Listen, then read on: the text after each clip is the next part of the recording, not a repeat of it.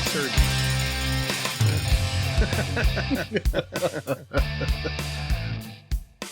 Good evening, everybody, and welcome back to the Aviation RC Noob Podcast. My name is Joe. And I am Matt.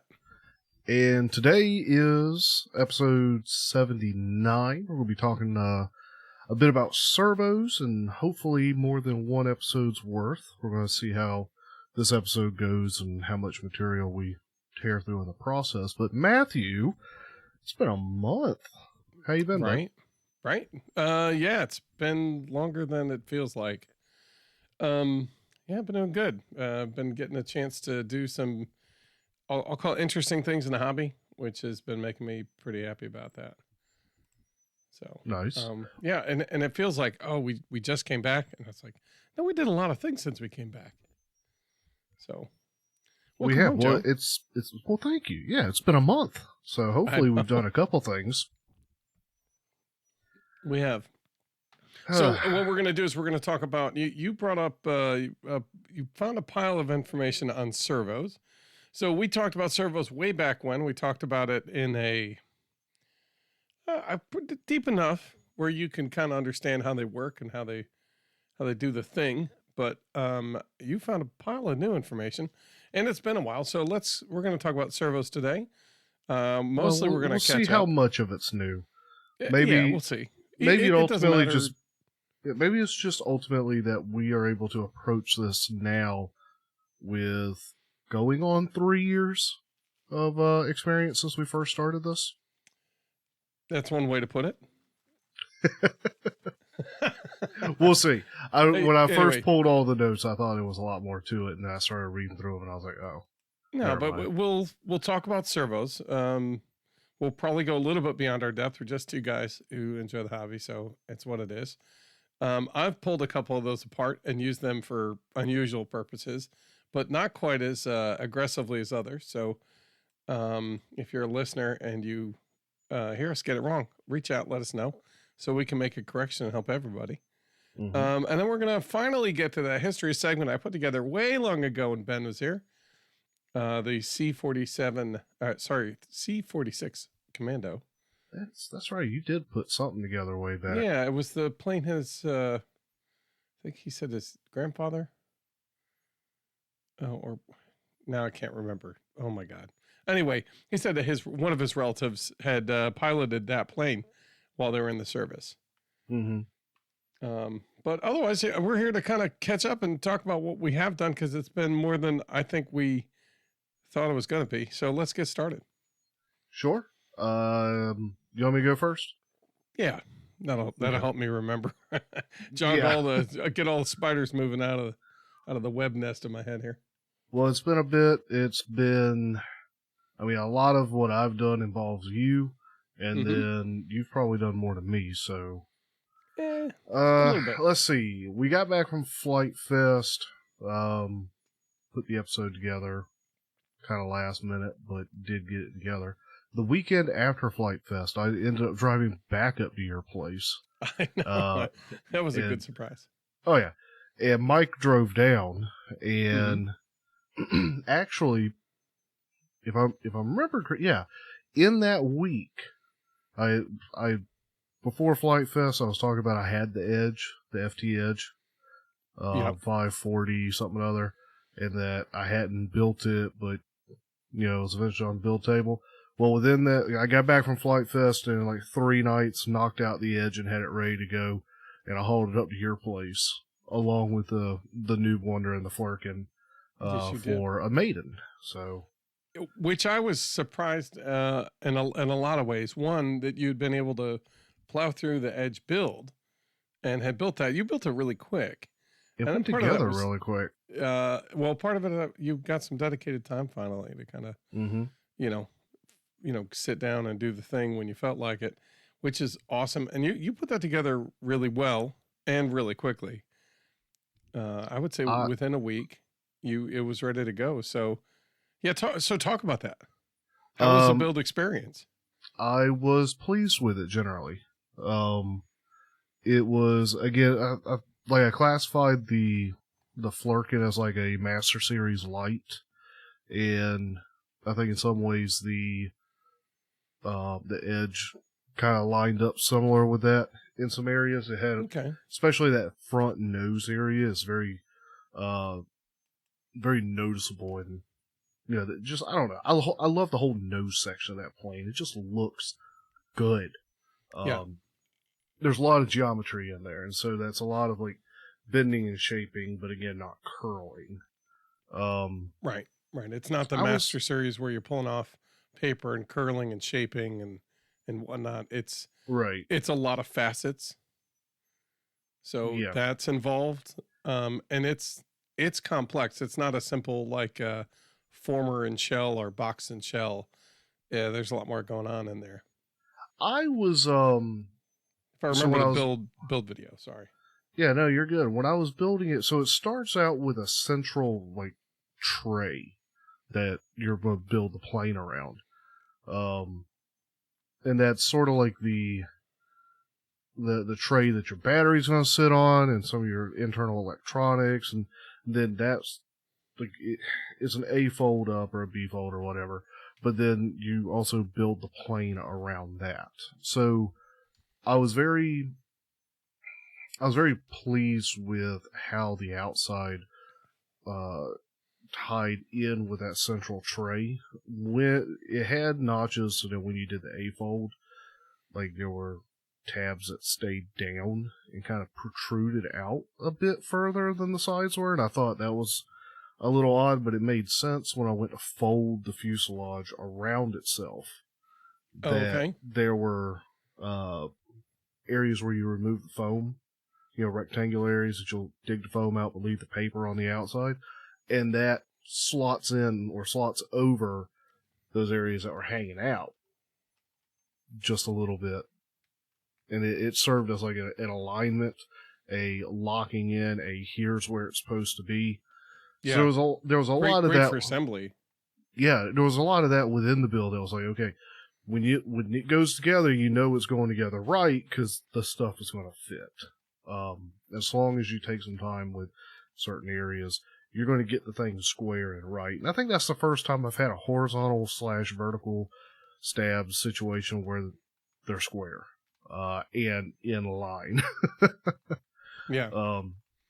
Because it, like, to put it all together, it required that all that was squared up, and it was very, I don't want to say overly reinforced, but it was definitely a solid put together of that. So I didn't have to worry about, you know, am I gluing it and it's already kind of crooked? Like, you put it in there and it's squared up. So that was nice. Okay. Nice. And then getting the electronics and all put in, I ended up pulling the C-Pack out of the Corsair. So not saying I'm done with the Corsair. Just No, I needed, it's I just needed a officially a C-Pack Hangar motor. Queen for now. Yeah, for now. I just needed a C-Pack motor. And just continuing on with the Edge, I took it out there to your field when I came up, and a fellow by the name of Zach, I think it is, that was out there. Yep. Zach Marshall. Zach Marshall. So Hey, he Zach. was out. Yep. Hey, Zach, if you're listening. He was flying his, what's he got, like a fiberglass or something, Edge? Yeah, I'm not. He's got the traditional balsa one, I think. Okay. So he's out there flying his Edge, and I mean, flying it like crazy. I believe I've mentioned him once or twice. I mean, he's one of those guys who's been flying since he was 3, and it shows. He's probably had every plane under the sun and then some. He's the kind of guy who a lot of people are like, "Oh, what do you have this week?" You know. But it's a different style. People ask me that because I built something different. And not that he didn't build it, but oftentimes he will build and sell and then swap, and like, so he'll have a different model almost every time. Mm-hmm. And the day that we were out there, it just so happened he was flying his Edge, which mine was just the foam board version of his. So I was watching him fly, and he prop hangs and knife edges, and he dances with that thing and makes it do things that it shouldn't do. So, I walked up to him and, you know, announced that I was walking up on his side and said, "Look, I'm just going to watch your stick inputs for a bit," and watched him fly. And then once he landed, I said, "Look, I don't want to be forward, and I don't want to be rude or off-putting." I said, "But I think mine's just, exactly yours, just foam board, would you want to take it up and put it through its paces and check out the construction and, basically bank and yank it, and I want to see if it can do what yours is doing essentially, but also, like I'd have maidened it and been fine, but it was also nice to have somebody experienced that could fly those kind of planes to take it up and fly it. Oh yeah, and honestly, and I think I mentioned it to you earlier, but I'll mention it here. I was really proud. That was something that it's not easy to do, is to kind of go up to somebody you don't know well. Obviously, they're showing you like they know what they're doing, right? Mm-hmm. But to say, hey, here's this untested plane. I would love it if you could make sure that it's, safe for my consumption here. And did you tell him it was your maiden flight on that? I don't know. Yeah, I think he knew before it went up that it hadn't flown yet. And I know part of his words to me was, well, if I break it, I'm not liable. Like if I fly it and the wings fold or something, I'm not liable. That's, I essentially said, if you fly it and the wings fold, I didn't build it right. So I want you to put it through its paces proper. And he flew it great. I mean, he prop hung it a bit, and he knife edged it, and he did inverted, and he did some tricks with it. He didn't overly stress it, but he put it through some general paces, and I was pleased to see that it flew generally well. He was flying off my transmitter, and so I kind of ran down. And so this is something to know if you ever want to do this. Be ready to quickly run over your transmitter with somebody and say, here's how it's set up for this plane. If you, yeah. I mean, I remember him asking, it's kind of like, all right, where's the motor shut off, and what does what here? What are your rates? Mm-hmm. And so I, told him, here's my motor shut off, here's my rate control, here's what each of the positions are doing on those rates. Here's how things are set up. And he asked me, do you have Expo? I was like, yep, running Expo at I think I'm running Expo 60, Expo 80 or something like that. And I was very quickly throwing that model together in my transmitter, and I thought that I had set it up properly. But when I handed it to him, I'd already noticed that one of my ailerons was not set up properly. It didn't have Expo on the aileron. The other aileron did, but the one didn't. And so I noticed differences in the movement. So I got that straightened out. And the elevator had Expo on it, because I had basically taken the Flurkin model, and I took my Flurkin, copied it, and made that the base model that I was modifying for the Edge, just to have some things put together. And what I didn't do then, the reason the aileron didn't have Expo on it, the one didn't, is because I added that aileron after the fact. And so I had to go back in and add the Expo. Well, I also had to go back in and add the rudder. And the whole flight, he was telling me, that rudder is touchy. That rudder's touchy. No matter what I do, that rudder's touchy. And I thought I had Expo on the rudder. Once he set it down, I went looking through the settings. I didn't have Expo on the rudder. So I, hey, my bad. Turns out there wasn't Expo or reduction on the rudder. It was just full tilt the whole time. And he still flew it great, Yeah. And then I did, I'm trying to remember if I flew it or not that day. No, you did. You took it up. You took it up, okay. I think, right after that, and just sort of flew it around. You did not attempt a bunch of maneuvers, per se. Like, you weren't doing a bunch of 3D hanging by the prop, go inverted, zip around at a 90, and all the kind of stuff that he was putting it through its paces for a minute. Well, I knew I couldn't. Right, well, exactly. You were at least smart enough to do that. See, I would have went, oh, look, it goes inverted real easy, and then I would have done it, and then anyway, that would have been the last of the plane. But that's why you're smarter than me when it comes to that kind of thing, for sure.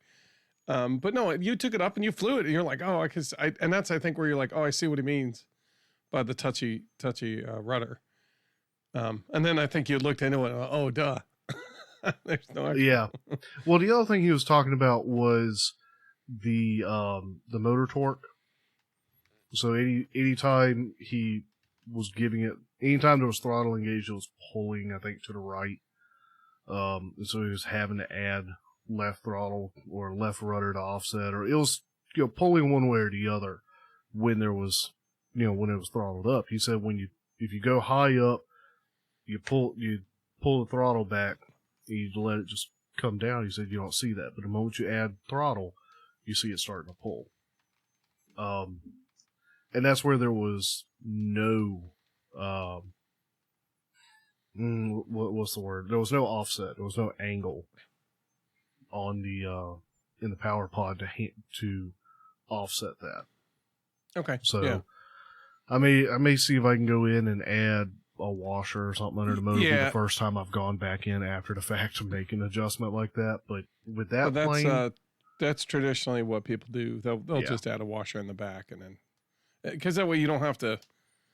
Most of the time people are hard mounting, the motor mount. So I mean the motor itself is literally just you're readjusting the screws. Mm-hmm. You have the comfortable option of pulling the power pod out and doing it separate from the plane.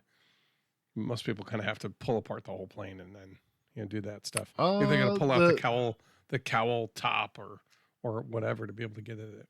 Yeah. So the the firewall in this build is built in, like it's glued to the central frame. That's not a power pod that pulls out.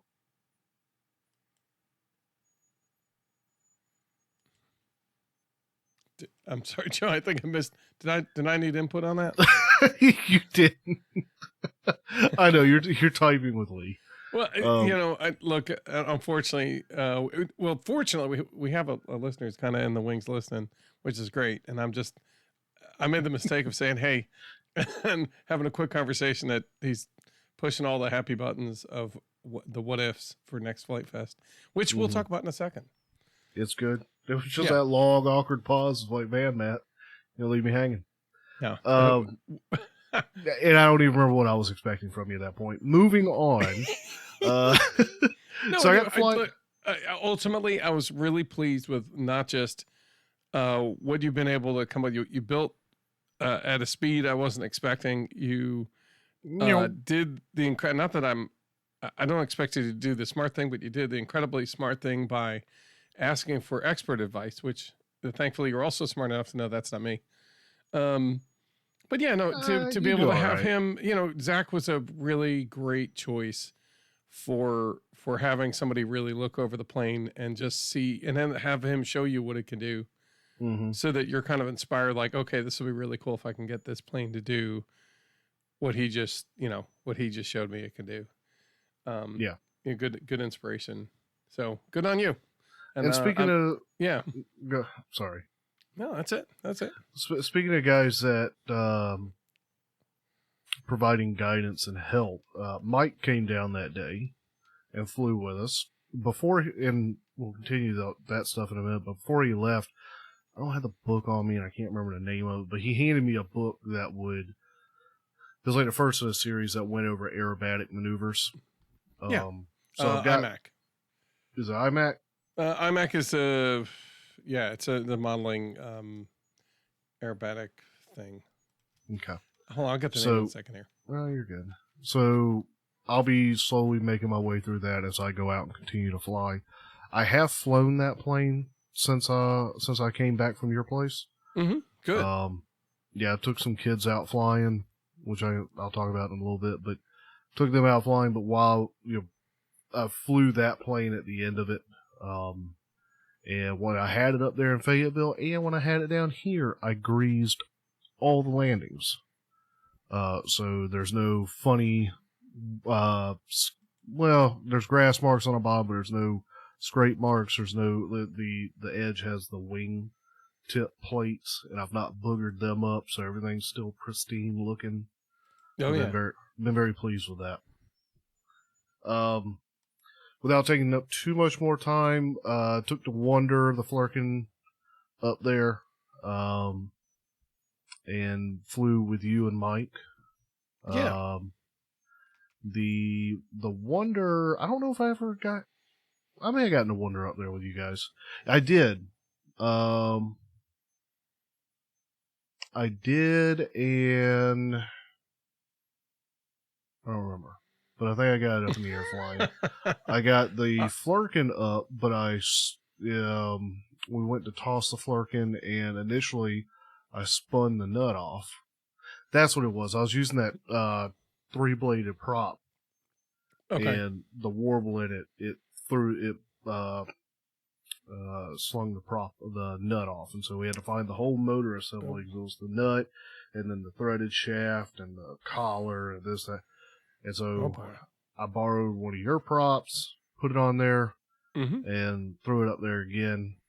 Flew it. We had all 3 Flurkins up there. We had, the 2 Flurk. Yeah, we had 3 Flurkins. No, we had all 3 Flurkins, not for long. I think each of us had, anyway, a different way of going down. Yeah, we all had, we'll call it the wing wobble, which is basically after you've flown a Flurkin and it's landed a couple times, a little roughly. Structure, yeah. Yeah,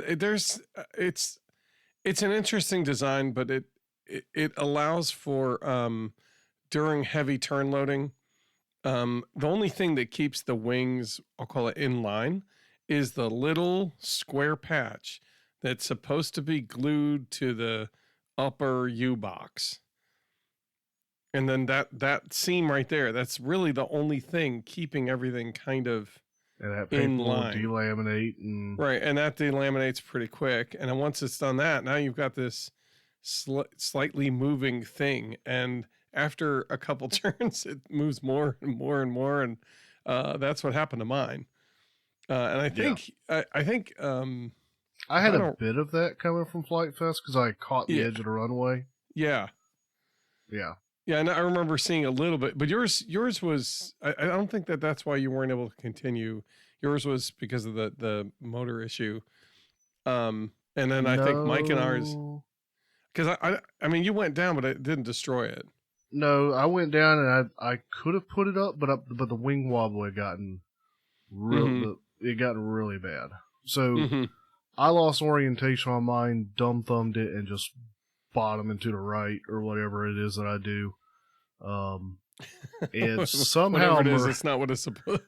Yeah, and we had to look for that thing for a while, but we finally found it, and there was really no damage because she was going in nose first, but managed to pull it as she essentially behind the hill that was out there in the field.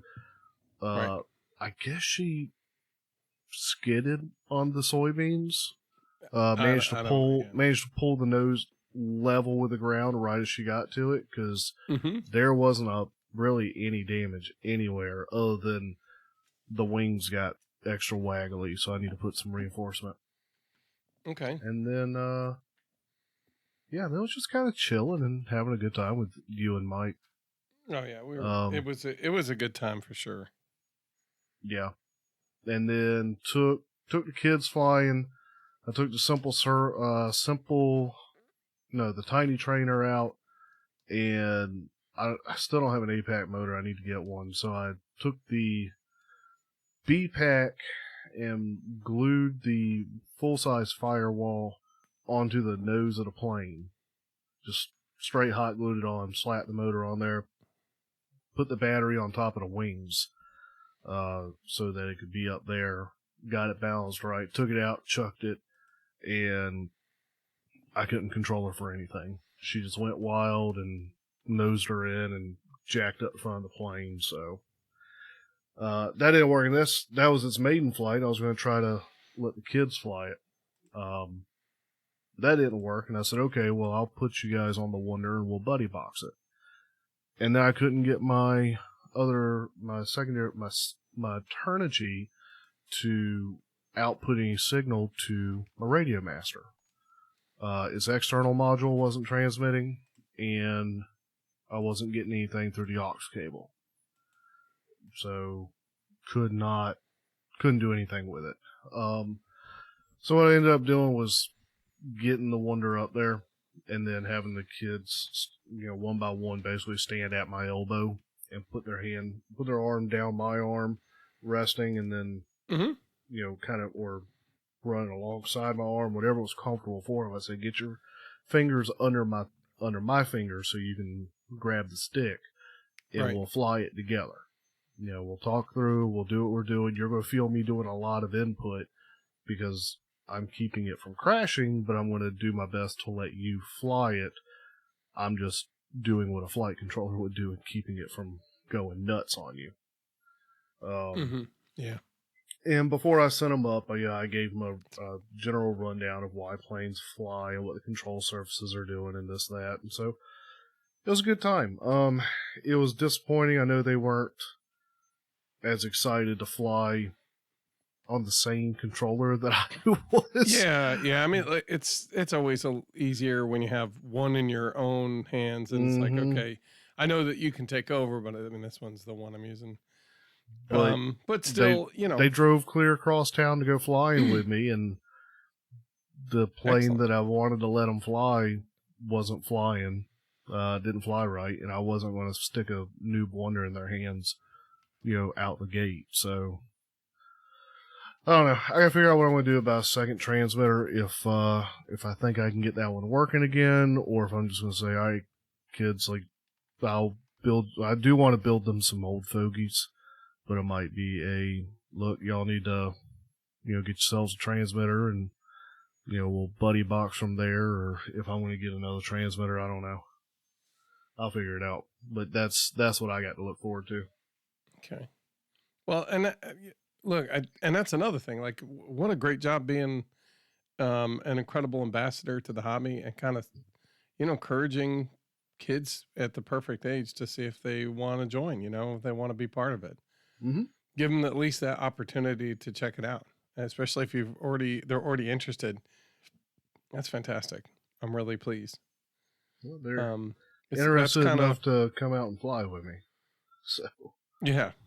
Look, exactly. It's like it's just so cool. I'm really happy to hear that. That makes me, I don't know. It makes me some kind of happy way. And so I remember Mike and I also had our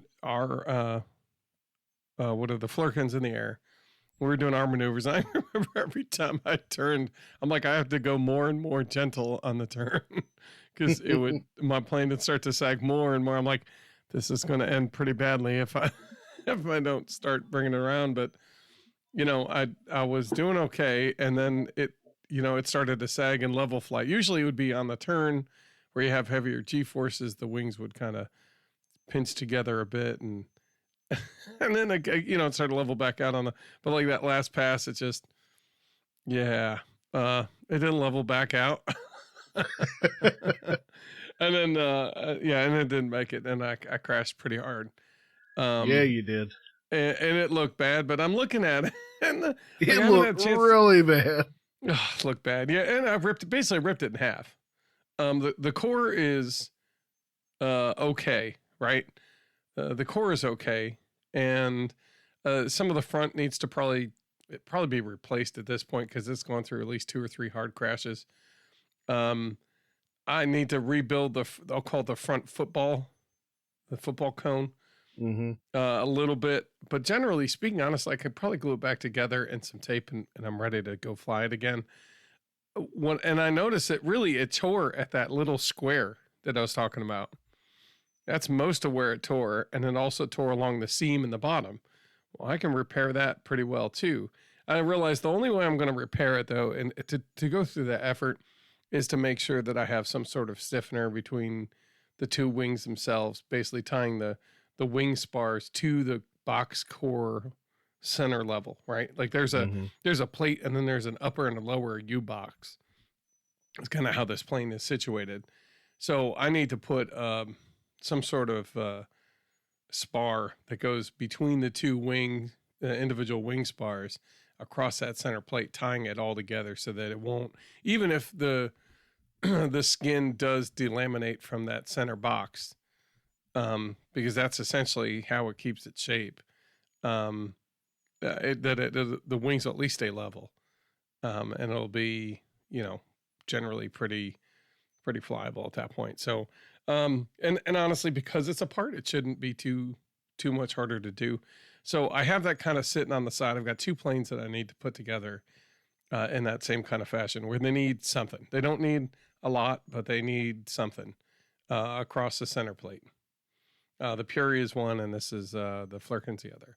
But and honestly, I don't remember exactly because I wish I wish my brain were a little bit clear about it. But I remember Mike had a similar kind of issue.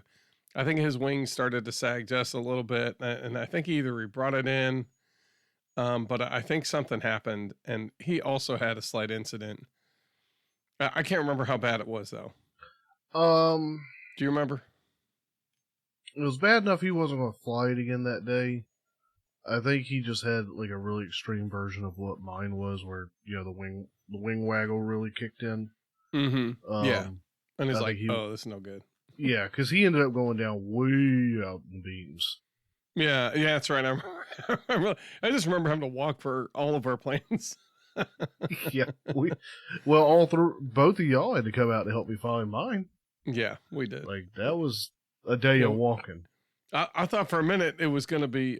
The good news was like the rows were clear, so you could just kind of walk across the rows and look down them, and you can generally check. Yeah, we're clear. And I think we each had a pretty good bead on where it was, and I think Mike ended up finding it. But it was good. So we all lost our Flurkins in some fashion or another, possibly to be repaired and flown again soon enough. But it was what I liked was we got to fly them again together, and it really is pretty incredible that having the ability to fly together with friends really makes a big difference in how much fun you can have. Because I mean, we were doing some things where I think we all had different power systems, and so we were taking a minute when we did get them all up in the air for a minute. We were doing a little bit of attempted formation flying. And then we did a couple like acrobatics and things like that. And it was fun. You know what I mean? Mm-hmm. And then we had our own set of issues and problems, but it was good. And, I'm trying to remember, like I think we also flew our new Wonders because they were around and they were available, which was good. And those are always solid. Good times flying those. I know, I think later that week, I went out and I had an idea fairly recently to basically scale down the Wonder. And I went on a trip right after we came back from Flight Fest, a work trip. And while I was there, I went to the Dollar Tree was right across from the one hobby store I was looking at. And I'm like, you know what? I want to see if I can make a glider. I got an idea. Let me roll it through. How and I'm also rolling around an idea about I'll call it a video that's similar to the one that inspired me to get in. I figured if we maybe made an updated version of it, we can inspire others to give this a try, that kind of deal. Anyway, I went over to Dollar Tree to see how many supplies could I get and how much does it cost to get started, have all the hobby stuff you need to physically make a plane. Mm-hmm. So I grabbed all the things. They're all there in the Dollar Tree. So there's the cutting mat. There's actually an X-Acto knife with X-Acto blades. It's not X-Acto, and it's not the top quality, I promise. But it does the job done. But it'll get the job done. There's a handful of blades in there, so you can work it out. A little metal ruler, a pen, tape. Let's see. The packing tape as well as regular tape. You also get fancy sparkly tape if you want. Give it some color. And so I ended up creating a KFM symmetrical wing foil, which is basically a flat plate in the back and then kind of like a V shape in the front. And then I shaped it like the new Wonder. So I made a smaller version of it. And of course, it was raining. A bunch, so I basically took it out in the hall and across the hotel room and gave it a couple throws across the way and found I created a pretty darn good floating plane. So, and I was eager to come back and turn that in, get the power system, the Flight Test Easy V2 pack on there. And I did short order and had that flying. And I was also inspired by, I was telling you, a buddy I saw at Flight Fest one in the STEM tent, seeing his girlfriend. He's a painter. He has a couple of ideas. He made a bunch of STEM planes. Right. And I'm hoping we can get him on because he's got a lot of really interesting ideas that I think are perfect for getting somebody into the hobby and getting them excited about what they're building. So, and I'm not going to divulge. It's Travis, if you're listening, you know who you are. But yeah, so he was doing some things, and of course that inspired me. I'm like, it's basically kind of putting the design in the plane. And with the STEM planes, you're kind of removing a lot of the paper to keep it lighter. So if you make the cuts in the right way, when you remove the paper, what's left creates the design. Right.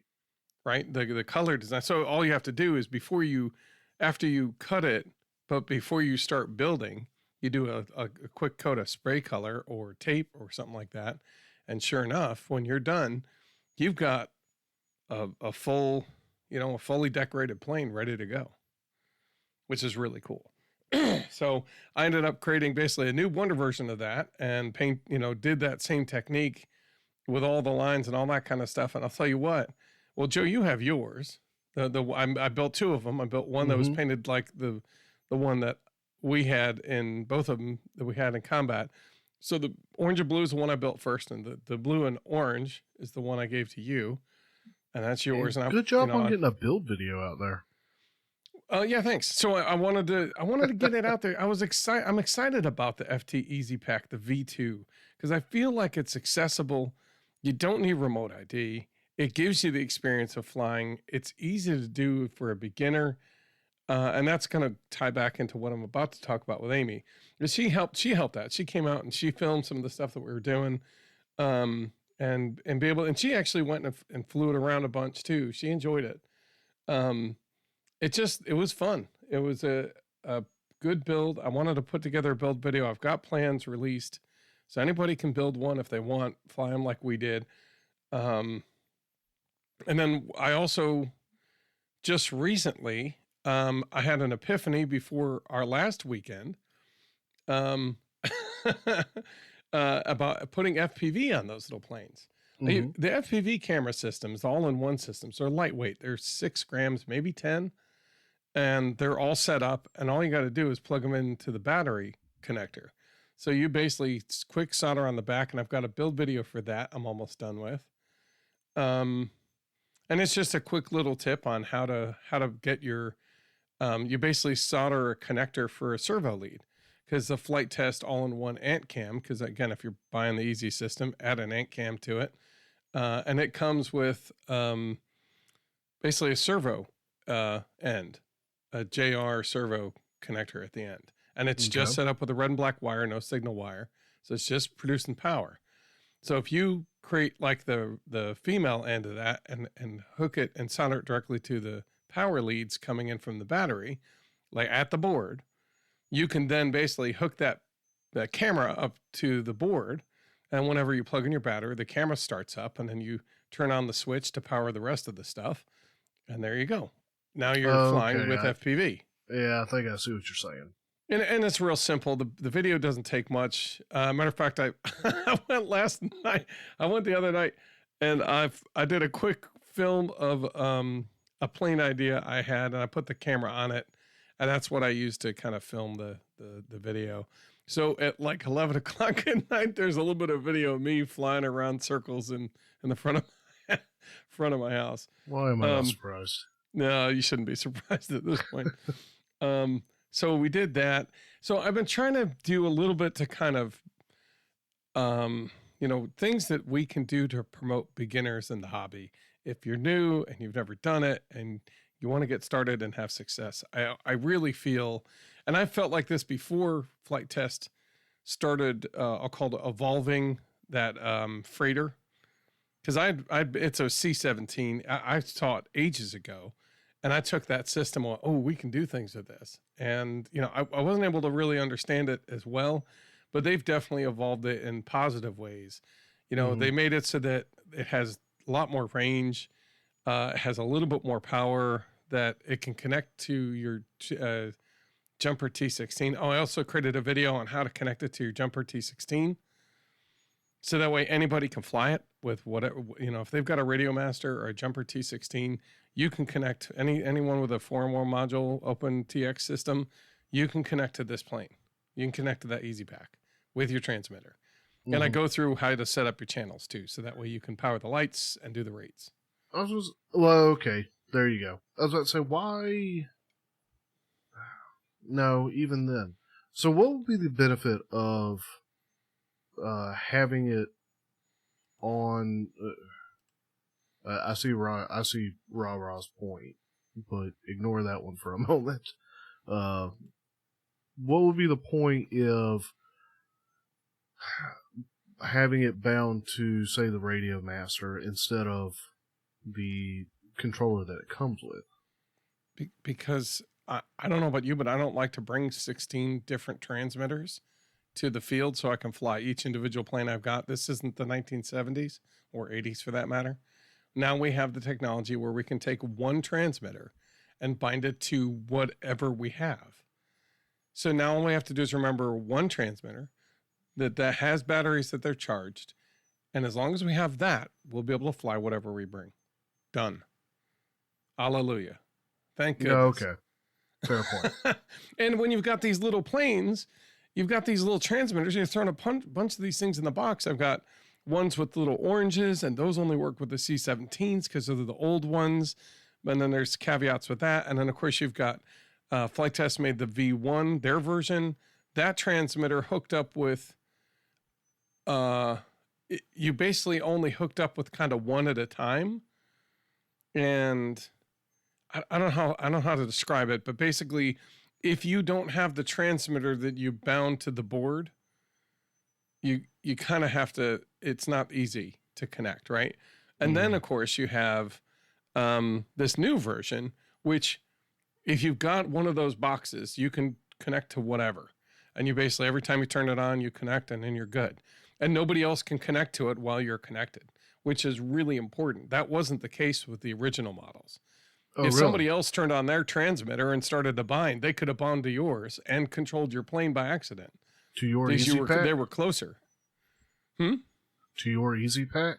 No, it's not. To the C-17s, way back in the very first version. It was basically a China special. Banggood, I think, sold them.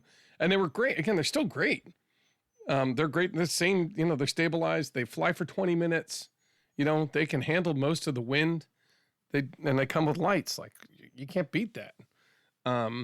But the problem is I bought two. I bought ones for my son and ones for me, and I was hoping we would all fly together. But the problem is one would get their plane in the air and the other one would get theirs started and start to bind it, and it would bind to the plane that's already in the air. So now I got two transmitters trying to control the one plane, which doesn't leave for good feelings. Let's just say. So, there's been slight upgrades as we go, and I really appreciate that Flight Test has continued to develop that to the point where I think they're at a point where I think the only thing they might want to work on is increasing the power throughput to the motors so they can increase the size of the motors, possibly, because right now they're 7x20 cans, 7mm by 20. So they don't want them too big because that... They only need at 8.5 or 8x20s, that's about as big as a can as you're going to get. At that point, you're starting to get to different caliber of motor. But it just means you're only getting an extra like half an inch on the prop, but it does make a difference. It's just they're pulling a little bit too much power through, is what I've noticed, because I put on bigger motors, and when I go full throttle, it basically it does a protection. So it turns everything off briefly, lets everything cool down, and then allows it, and then it basically restarts the system after a cooldown period. But that's okay. That's a protective measure that I'm glad they put in there. If you're basically overpowering, you're pulling too much power through the system, it safety shuts it, which is good to know. So I got to go back and put on the 7-inch can motors and stuff. I've got a couple concepts that I plan on doing. You know how I made a Gosling, a spruce Gosling? Uh-huh. I'm going to do a micro spruce Gosling. Okay. I know somebody had suggested. I wasn't sure if you were actually going to do it. Oh, I'm going to do it. Okay. Well, good. Yeah, I just wanted to make sure I had the right setup, and then I'm pulling enough stuff through anyway. So I've been working through that. So that's 4 easy packs all bound together. So what that's the other thing is if all the easy packs are on and ready to be bound, and nobody else is trying to bind, when you bind your transmitter, it will bind to all 4 of those. That's so now you can create a B-24 bomber. You know what I mean? Like with a little bit of ingenuity, you can make a multi prop plane. And you can do the pusher puller. For clarification, as I understand, it's not just the Radio Master that'll do that, but the controllers that come with the Easy kits, they'll also bind to multiple of the Easy packs at the same time. Exactly. And that's how they're set up. So basically they're set up where once you power them on, they go into a call and response kind of mode where they're waiting for the transmitter to say, hey, I'm your transmitter. I'm the one going to control you. And they're like, okay, great. And then everybody shuts down that mode. So they go into basically a bind mode for a certain amount of seconds. And they're basically waiting for that transmitter to send back the code like, hey, I'm talking to you. So once they do that, then they say, okay, we're already bound. Now I know who we're talking to. We're talking to Jim or whoever it is. Like we're talking to that transmitter. And then at that point, they stop listening to anybody but that transmitter, which is smart. I mean, it's not crazy. It's kind of what most of the transmitters already do. You know what I mean? It's just... It's different because these are they're toy grade. So they basically, once you turn them on, they automatically just say, we're going to do a bind sequence. Whereas our transmitters, our receivers do that bind sequence, find Jim, and then they stop asking who's going to talk to me today. These ask every time they start up. That's all. That's the difference. Yeah. Anyway, it's not like a two-way bind the way that the other receivers are. It's just a one-way bind because they can be bound multiple packs to the same transmitter. So it's not so much that they're... I hadn't watched your binding video, but I'm assuming it's not so much that the transmitter's binding with them as much as they're binding to the transmission from that transmitter. Right. Yeah. And therefore, multiple of them can listen because they're not locking on and telling the transmitter, I'm your exclusive receiver. Right. Okay. Right. Right. And that's the thing is it forgets. Every time you turn it off, it goes, oh, I forgot. So when it turns on, it gets, who am I talking to again? Every time. Well, I mean, on some level, it's kind of nice because you don't have to carry a bind cable. It is.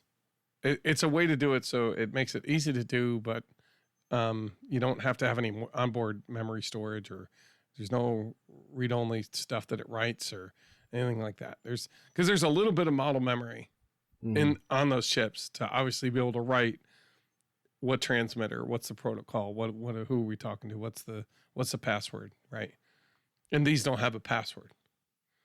Like once it's powered up, it does the thing, and if it stores it that long, once the power's gone, it doesn't have any storage. So anyway, that's what I've been kind of doing and working on. But I'm also working on, like I said, a secret project where the follow up to the video that inspired me to get in. And I'm coming closer to that. I picked a plane that I think will work. If not, I might be doing the tiny trainer. Honestly, dude, that's you've seen the ones at Flight Fest. Some of those that go like stink. Yeah. Oh boy, those go fast. Yeah, I saw one of the kids flying that, and I was just like, "What are you doing?" Right? it's like, ridiculous. Jeez, man. All right. Yeah. So I'm working on that project. I've got those plans tentatively drawn up, so I'm probably going to be building those in the next couple days. So that's going to be good. My birthday is around the corner, so there's a number of purchases that are on their way in now. So those will be exciting to goof around with over this weekend. But yeah, oh, and speaking of, so then this past weekend, you and I got together for D&D, and I had that camera system. That's what I was working on, like when you were arriving. I was like testing that idea. I'm like, wait a second, we could bind this whole thing to the thing. And so I did an initial test. I wanted to see if we can connect the camera to the LED outputs, because the LEDs have a switch, an on and off power switch, which means you can turn on and off the camera. You don't have to keep it on. So basically you could land and then turn the camera off. And then when you want to fly again, you turn the camera back on, and you know what I mean? And that would have been ideal, but the output voltage on those is 3 volts. And most cameras or most transmitters need 5 volts or at least 3.3 volts. So a single cell power to be able to function. So unfortunately, this camera is one of those, which is again fine. But well, we couldn't about a method to overcome that. Well, and that's where I said I just went. Yeah, well, that just means that you have to disconnect the camera every time. It would be nice if you had it on and you had it plugged in, and all you had to do was, recharge your battery, plug it in, and then when you hit the power switch, you basically had an on-off switch for the whole system. Would be wonderful, and an individual on-off switch for the camera. That would have been even cooler. However, now it's just one of those. You plug in your battery, it's powering the camera already. You turn on the plane, and then and you do the rest. Which the good news is you can basically still have all your LED stuff, and that should be a lot of fun. So, so I've already put this on 2 different planes to kind of see how it looks. One looks like a round orbiter. That's also to pull out a different idea that I've been rolling around since we came back from Flight Fest, because we had conversations last weekend also about, it's the 10th anniversary. We did pretty good making big. I'll call it making a splash, as it were, at Flight Fest. At least I think we did. I think we did pretty good. And we're thinking, like, what do we want to do this next year? I definitely want to continue to involve the community, whether that be everybody builds something to bring and to be part of that, or have everybody in the community kind of come together and help us build something. I'm inclined to say, hey, build one of these things and you can make it part of this ridiculous thing we're about to do. Some sort of, I'll call it version of an aircraft carrier, right? Something along those lines. But we've got to develop it. And honestly, we want to hear everybody's ideas. Honestly, if you're listening and you have ideas as to what you think you'd prefer to do, like a community build, kind of like a Peter Schriepel does. He always builds something at Flight Fest and then puts it in the air, and it's always some sort of ridiculous giant something. I'm not sure that we'll be doing something that scale or quality, but we could certainly do that. But I'm thinking more like everybody builds one of these kind of things, whatever that is. And then we build something that caters to highlighting all of those ridiculous somethings we just built as a community. Yeah, you've got an idea in mind, and I'm just still trying to wrap my head around how we'd make that work.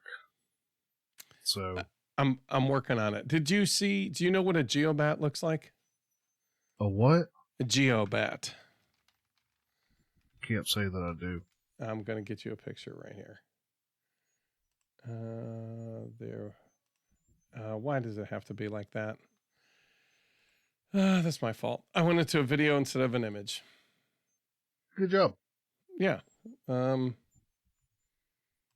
this will work. If you look in the chat window, you can see it. It's basically a disc-shaped plane with a couple of vertical stabs. That's kind of hollow in the center. And my thought is if we could have a bunch of those kind of rubber band launched out of a plane, it'd be a lot of fun. Oh, so you're just going ahead and giving away the full Monty there. Well, that's an idea, right? But if somebody's got other ideas, I want to hear them.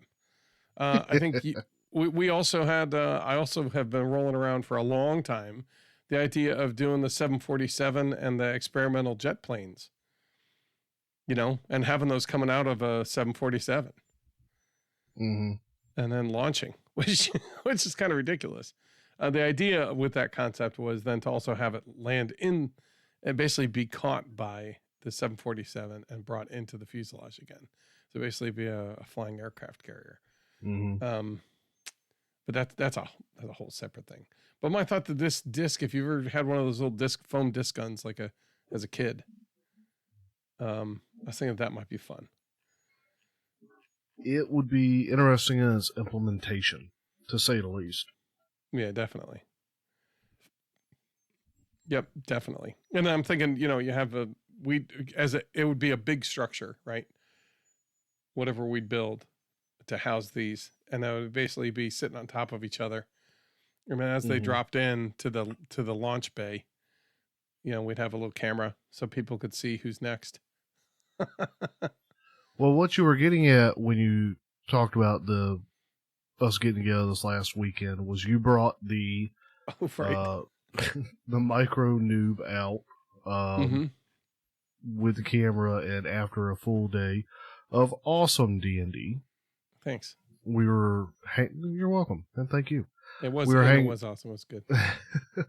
We were hanging out at one of your friends' house, and she's got multiple acres for her horses, and we just went in her backyard and chucked the micro noob up and flew it around and flew FPV. It was my first time flying FPV. Yeah, that's not true. Oh, I guess you weren't flying through the goggles, right? I had the goggles last time you flew that I remember of. Yeah, I've not flown FPV yet. Cool. So that's even better. No, but I just knew like we had it. It was ready to go, and I wanted to test the system and see how well it did. The wind was light enough, and and it's one of those things so portable, it's ridiculous, So yeah, it was just hook a battery up to it, power it up, and chuck it in the air, and then go fly around for like 10 minutes. Yeah, which was good. Those things continue. Like, given the size of that battery they run off of, it really impresses me how long those things fly. Yeah, me too. Yeah, and that's part of why I'm so excited about those. Like, I was excited about them when they were the original, kind of not the best deal. I'm like, this is at the edge of something great, Like, and that's the thing is, Amy has, hi Amy, by the way, she's listening now. She has an F-22 that she flies, and it's the same kind of system where it's like two small propellers, two small motors, not geostabilized, but it's just stabilized and all that kind of stuff. And matter of fact, one of the things that she did is when we were out, she was flying hers around and she's enjoying it. But her son is pretty excited about, always interested, like, "Ooh, can I fly?" And she's like, "Yeah." This is simple enough where he's like, I'll control the throttle. You do the left and right, and we'll work together to fly this. And he was controlling the one stick, kind of like you had with the other guys. Here, you do this stick, I'll do this stick, and you listen to what I'm saying, and we'll bring it back safe, right? And it's small so that if you mess it up, like, you're not going to mess it up. Even the the foam ones, like, you can hit it hard and it's so lightweight. There's no real damage to be done. So, and I guess with the newer power pack, there's enough extra power in them. There's enough extra thrust where it's more forgiving on how you build. Like, you don't have to be incredibly efficient with your build and the weight. Like with the original ones, there's barely enough power you have to be very careful as to how much it weighs. If it weighs too much or you didn't have enough lift, like if it's too draggy, you're going to be in trouble because it won't have enough speed to get the lift right. So you have, and it's kind of cool, actually. That's even better. Like, you learn a lot because you realize you got to be very efficient with your build.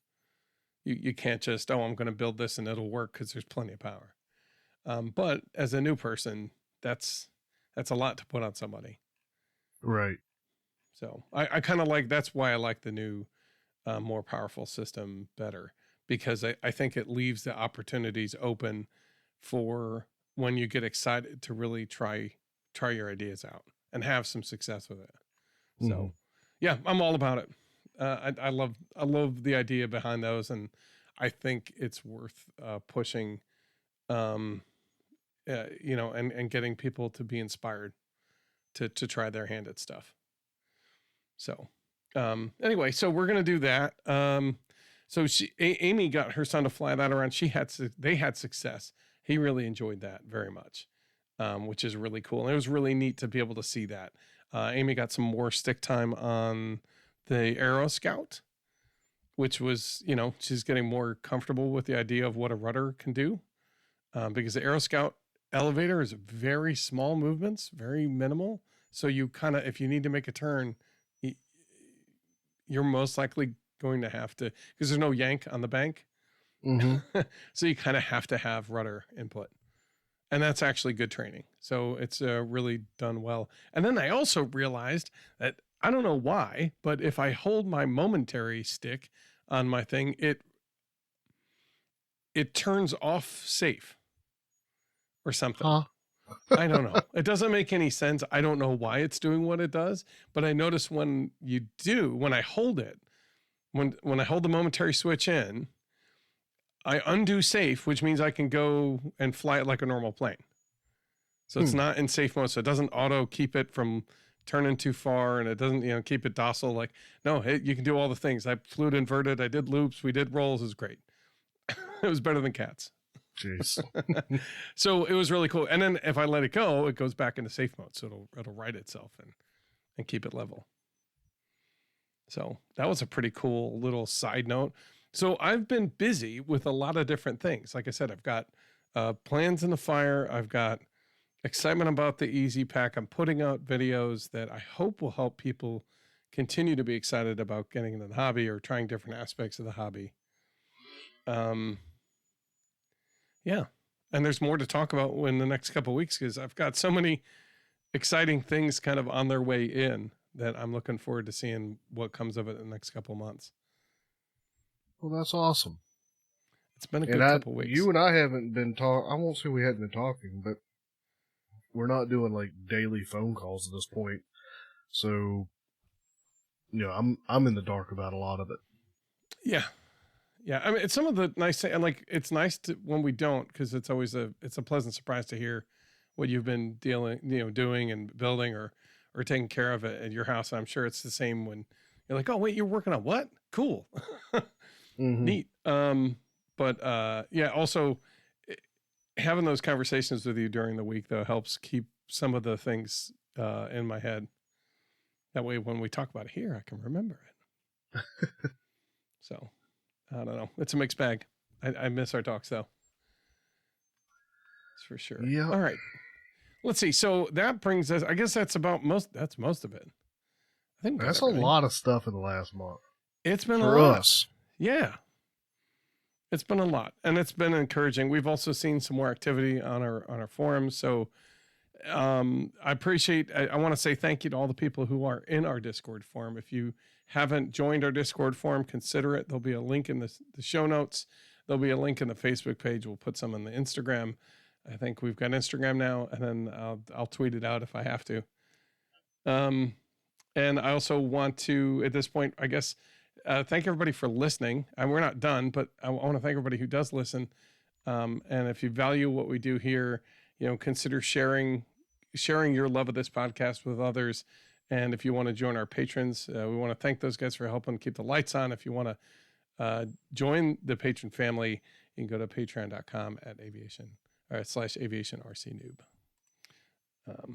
So I think that brings us, there's been a lot of cool activity. There's some people who have been enervated by their journey to and from Flight Fest like we've been, and they've definitely been getting excited about doing different things in the hobby.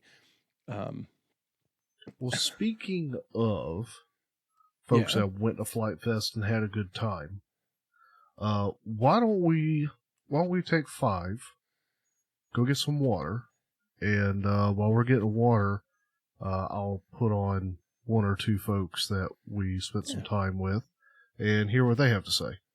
Awesome. And then, let's hear it. And then we can do the history segment when we're back from water break. All right. See you in a moment. All right. So I am sitting here with, this is Matt, sitting here with Jason Kennedy. He goes by Jay Kennedy on the... JL Kennedy. There's an L in there. J.L. Kennedy, that's right. I don't know. I just know him as Jason. I got to know Jason when he submitted. Was it you were participating in? I think the Buildery You Challenge. did a Buildery, yeah. Right, and then you came up with like 3 really like lightweight designs. That's kind of your specialty, isn't it? It seems to be. At least that's where you're focused, like under yeah, 250 grams. Yeah. Well, I just don't want to deal with remote ID, so I've just been targeted. That's just become a target of everything because of that. But you don't just like build a plane. You build a plane that's kitted with like flight controller and or at least a camera. And you like to fly FPV. Is there a reason for that? It's more fun. Okay. For me?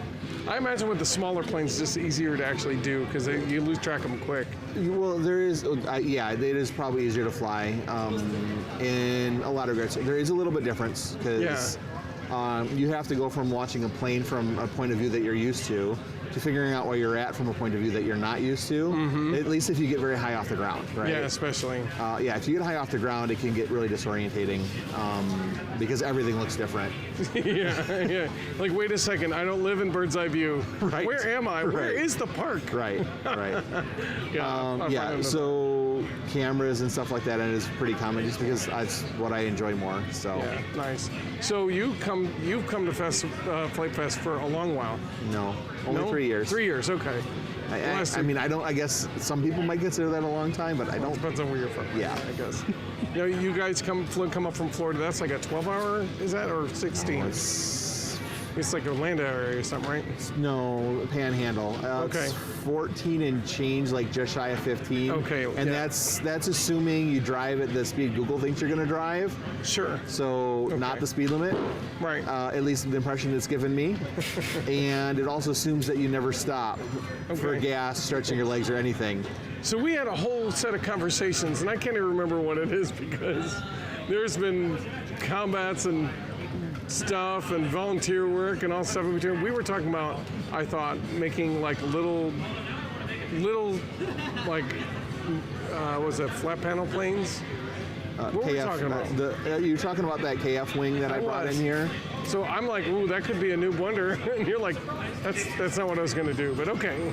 Well, it is really close. Well, yeah, you were like, why doesn't it have to do wonder fins? I'm like, I wasn't even thinking about that. Right. But then I happened to set down the prototype right on 0.1 on top of it. And yeah, other than the pod where the electronics go, it did basically look like one. Yeah, so definitely. So, and we're sitting in the build tent, and was it the west build tent? I think. Huh? What build tent is this? The west or the east? Sunrised over there, so this is east? This is the east one. There you go. You're really smart. I'm so glad I talked to you. Oh my God. So we're in the east build tent, and we are at Flight Test. It's day Saturday, which is almost like the last day because most people leave on Sunday. Pretty early. Especially you and I, who've got 8 to 14-hour drives. Because of I 2-day it, so I've got it planned where I only have 6 hours of driving to do tomorrow. So I mean that'll end up being 7 to 8 hours all said and done with stops, and I'm assuming my drive home is going to have more stops than my drive here because I'm going to be starting the drive with my body slightly aching. Yeah. Not get the first 4 hours before I start feeling like, oh, I need to move. So, yeah. Oh man, I remember like, oh, it's gonna be hard to get out of the car. So so let's see, what brought you back to Flight Fest? Because you come here with your son at least. Well, when you came with like your whole family. The first time I came with my whole family, and grandma came to help out, and that was chaotic. And I left not sure if I wanted to come back because I was worn out and all kinds of stuff. And then we also got rained out that event, so I hardly got to fly because I got all foamy, all paper foamy. Right. Yep. And I was like, the ground was wet like most of the time. Mm-hmm. So just like this has been better. This has not been that bad, right? And the ground was never wet. But the air has been wet the whole time. It feels like. Yeah, not enough that I was too worried about anything. But And keep going. Oh, and even showing up this, like this year, we didn't decide for sure if we wanted to come again until like around when they opened registration. Right. Same thing. I mean, it's a 2-day trip. Right. It's a big event each way. It's so it takes. I got to take a week of vacation. Right. Week of vacation. You're spending at least 2 hotel nights for sure. Right. It's just a long trip to make it. Yeah. So, Cool. but like my son was like, yeah. I think one of the pushes for me is my son was gonna go, I'm gonna go even if you don't go, Dad. And so it was a little bit of a push that I don't. That's cool. I have not let him drive through do any of the driving. I mean, where I get my car. Yeah. And I don't know that he gets what driving through the big cities is gonna be like. It's different. Especially when you've not driven through the city before and you're relying on GPS and reading road signs. Right. And reading road signs, reading GPS, watching traffic all at the same time. Not something I really want to see him do. No. I mean, So he's an adult now. If he chooses to do it, that's his choice. But you know. Yeah. Yeah. I mean, again, that's Right. choice. We all did a lot of silly things when we were Well, younger, but that I am shocked. Now, looking back at it, I'm shocked my parents let me do it. I was still in high school Yeah. because I know I had to take a day off from school to do this. Microsoft was doing on some free, I think it was free to go to, conference thingy and like some of their new software they were letting out. Okay, yeah. Me and one of my friends, both our parents let us take off. I drove down into Chicago. Yep. And you're like, wow. And What was I thinking? I'm sure I wasn't 18 yet. I don't think I was 18 yet. Drove into Chicago. And this was before. I mean, this was before GPS or anything else like that. Yeah. So this is roads. Going We by had the road written routes, down. yep. We had written down road signs. Yep. Or And I road don't think we yeah, had the road GPS atlas. yet. Yeah, I don't think Most we had people GPS. had an atlas to be able to Yeah, go. no, we couldn't have GPS because we were looking for road signs like mad, and trying to figure out where we were, and yeah, so That's a good no, time. yeah, no GPS. So, okay, so we're here. What are the 3 things that? How did you prepare? How did you prepare? What kind of things did you bring to fly? And then what were your favorite things? So how did you prepare? What did I prepare? Like, I mean, not like all the details, but kind of like, did you prepare to build? Did you prepare to fly? Did you prepare to be a volunteer? Or was it a... Well, this year I really wanted, because this is my vacation, so I'm like, no, this is going to be my vacation. So I decided not to volunteer this year, so that wasn't in there. I had found my checklist from last year. Oh, nice. So I pretty much followed my checklist from last year for packing. Good. It worked out good? Pretty good, yes. Okay, nice. Yes. I need to leave myself some notes for next year. Okay. But that was just something I did new this year. I tried a different sleeping arrangement. It worked okay, but not as good as I wanted to. Okay, right. So need to leave myself some notes about that for next year. Good idea. I brought the stuff. I brought all my planes that were flyable or potentially flyable if I did some repair work on them. And then like a little bit of repair or like a lot of repair? Okay, sorry, none of it. The only ones I needed to repair were my son's. Mine were almost done being built. Okay. So, and then I don't think I touched a single one of those. Very good. Did you fly anything today? This break? The Flight Fest? This Flight Fest, Yeah. Opening morning, I burned a bunch of batteries on my FPV wing. That's right. When I get home, I'll probably get the video clip up and put it somewhere and Yeah. drop it in Discord or whatever. Yeah, we're looking forward to that. I flew the Tenet that I managed to get to 250 grams with battery and everything. Quite impressive. Yeah, I guess. I was sad I didn't do quite as good as I was hoping, but Okay. then again, from what Josh said, I think the expected flying weight was like 360. Yeah. So, So that's 250 like, is crazy. That's like 90 grams under the expected flying weight. that's a It is lot. quite a bit. Yeah, it's a lot. And what did I enjoy the most? I don't know, talking to people probably. Yeah. Catching up back with people you Socializing. saw before. or meeting new people? It was weird how many people walked up and recognized me, and I felt sad a lot of times. I'm like, I don't remember you. And then they go, you helped me fix blah, blah, blah, blah, blah. And that's when I finally remembered Like, sort of what it was. I remember that. Yeah. Thing. Right, okay, hey. I remember the thing I helped them fix, but not them. Oh, my God. We have our focuses, right? Yep. Nice. Remembering, well, and a lot of them was like, it's just like somebody needed help with something, and I just like I hear you do this, Yeah, and yeah, you know, it was, to me it was such a minor thing, but to them, but clearly it was to in- them a whole lot because they Right. remembered me over an entire year. Because that's one of the things that a lot of people here have never flown before.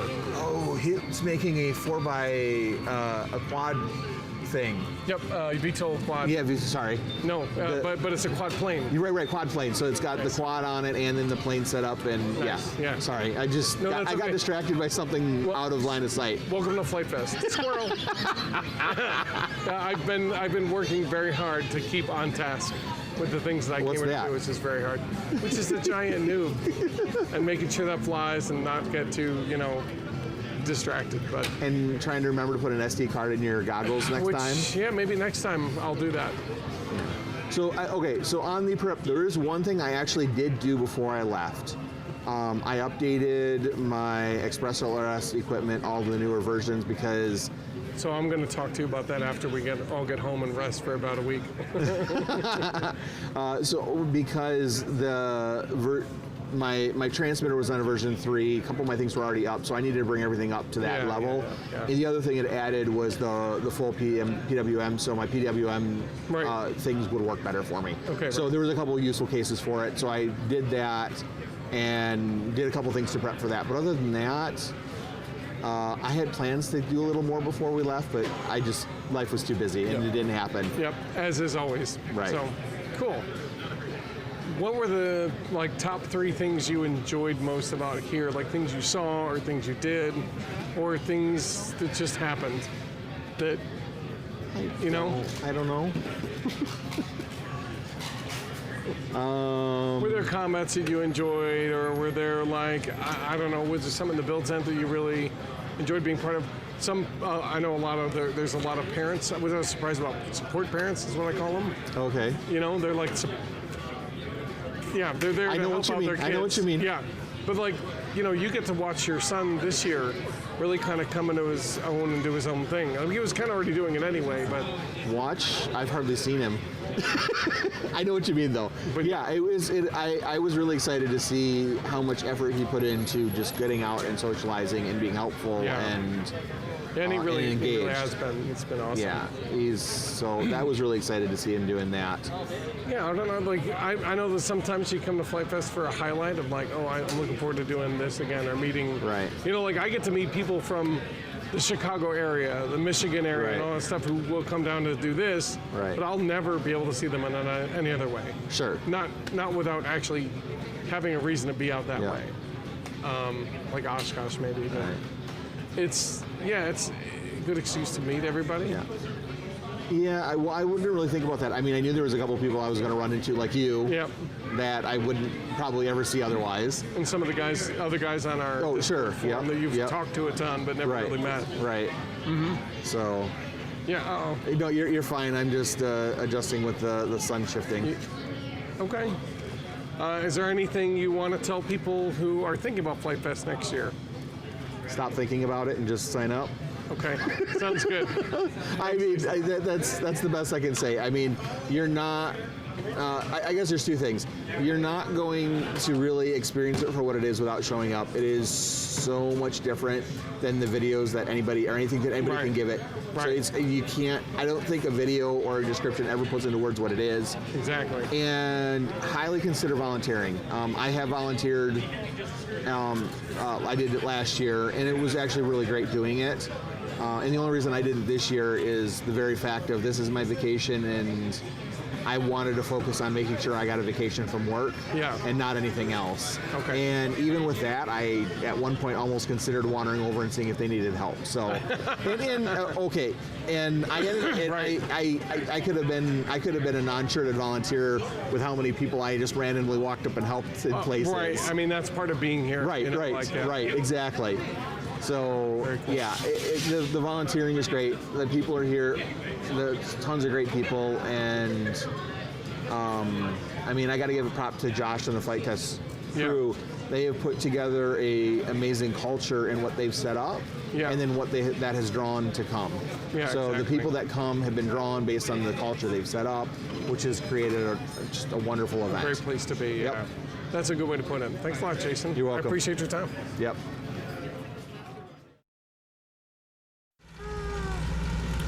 I actually like this setup.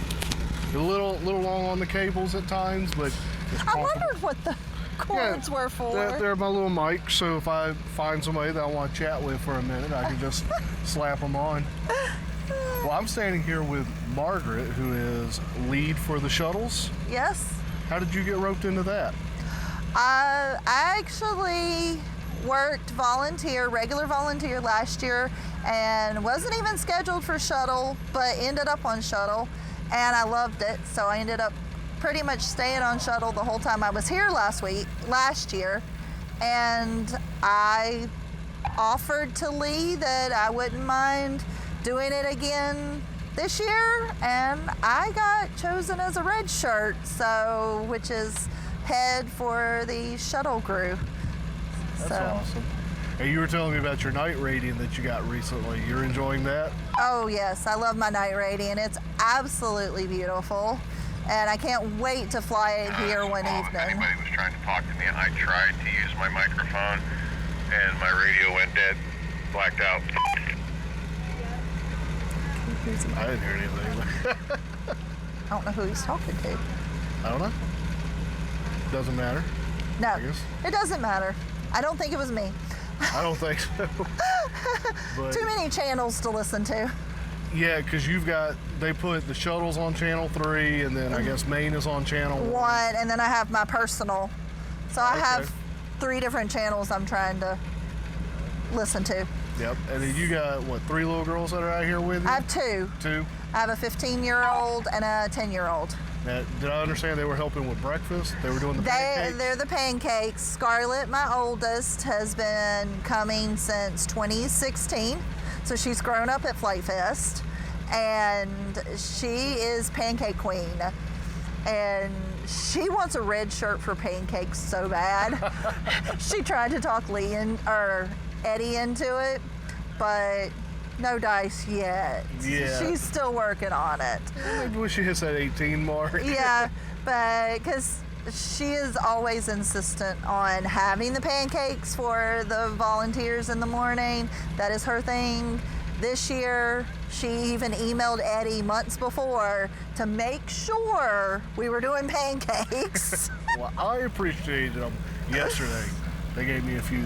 They were good. They do a pretty good job.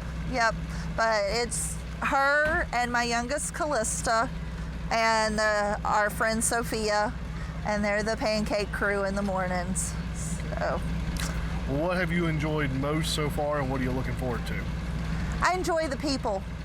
I enjoy the socialization. I enjoy talking to everybody that comes, and I enjoy seeing all the other people flying. I don't fly a lot myself, but I love watching everybody else. And I just look forward to making more friends. There you go. It's a good place for it. It is. We actually have a family that we met from Oklahoma last year, and like a couple weeks ago before we headed out, we follow each other on Facebook still. And I messaged the mom, and I'm like, hey, are y'all coming to Flight Fest this year? And she's like, yes, we are. And so we've already reconnected, and it's been great. Awesome. Well, thank you for your time. Oh, you're welcome. It was a pleasure.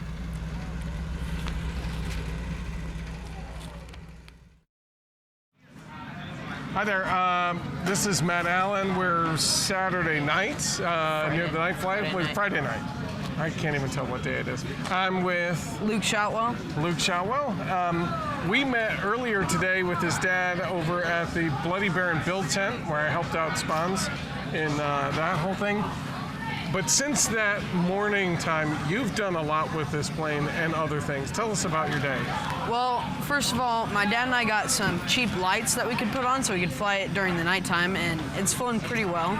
I managed to, not even during combat, take down a plane on accident because they flew into me. I split them into 3 or 4 parts, and then I hit another plane on accident. But the thing still flies really well even after all that.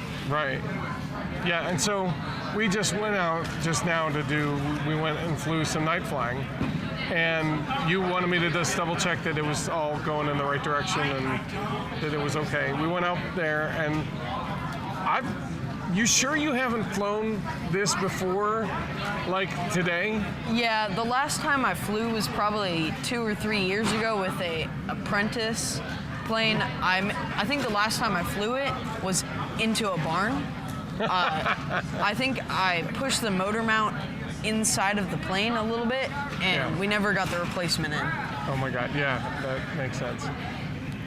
So then you had a big gap, and now you're back here. So how long have you been back in the hobby since that time? Probably 1 day. 1 day? And you're flying this thing. You were doing loops and rolls and all sorts of stuff, and all he has is red and green lines of color on the top and the bottom of the plane. And that's all you're using to orient the whole deal. Yeah, we thought about getting another light strip, but we just decided on red and green. I didn't expect it to be so disorienting, because sometimes I'll be turning and the colors will flip and it looks like I'm like turned the opposite way. Right. So like I'll try and correct that, and it just So what is there any advice you give anybody to who wants to do night flying stuff? Well, get 3 sets of lights, red, green, and then a white or a blue pair that goes down the center on the top or the bottom, so then you know which side is the bottom or the top. Okay, excellent. I noticed you got a signature on the car. What else happened today? Yeah, I got a signature today from Josh, the main guy for the YouTube channel, and from... Josh Bixler. What? Josh Bixler? Yeah. And I got a signer on my other plane, the trainer one, by Peter Streeple. Nice. Okay, and Peter Streeple is at the front of this tent currently building away at some 15-foot monstrosity, I'm sure. So that'll be interesting to see tomorrow. That's so awesome. So you got to meet all those guys. What would you characterize flight test? When you go around here, now that you've been here and met some of the guys, how does that compare to the online presence? Because a lot of people are like, are those guys really the way they are? And I'm like... I mean, they're really friendly. Like Josh, I just went up to him and say, hey, can you buddy box me? Because I want to mate in my airplane. Oh, wait, so you had him buddy box you? Yeah. It wasn't just him signing your plane. Yeah. He flew with you. Yeah. He was like, oh, sure. And then he ran off and grabbed his transmitter, and he was like super helpful and all that. He's awesome. Oh, looks like we have a Piper down. Did you disconnect your battery? Yeah. Okay, good. Okay, I want to make sure that you got that. Okay, well, good. This has been a lot of fun to do this with you, to share this with you. Even if I don't even know, just like, hey, can you check into this? Like, this was a lot of fun for me. I hope it was a lot of fun for you. Yeah, it was really fun. What are you looking forward to tomorrow? Well, tomorrow I'm hoping to fly my Bloody Baron into combat. Hopefully in the morning, because we have to leave. Yep. So Peter Streeple is flying. I hope he gets a chance in the morning to see. Yeah. Hopefully he's not only there at night or the later flyings. But, excellent. Yeah. I'm also hoping to. I think we need to fix my trainer plane, and we're hopefully gonna start on a Simple Cub that my dad got. I was going to ask you, what's your next plane? What's the next one you're going to go for? It's Simple Cub. Good choice. Well, thank you so much for sitting down with me and talking, and enjoying. Thanks for doing this. All right. Well, we're back. I hope you have your water ready, Joe.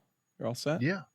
Good. I was enjoying listening to those guys while I got my water. I guess that brings us to our history segment. And this history segment is I put this together when I had heard that Ben's family had flown not the C-47, at least they had started, I guess, and then they got relegated to flying the C-46. in World War II, the commando, and he said this plane was an ugly pig. I think is what somebody calls some awful set of names, and he's not the only guy to come up with an awful name for this plane.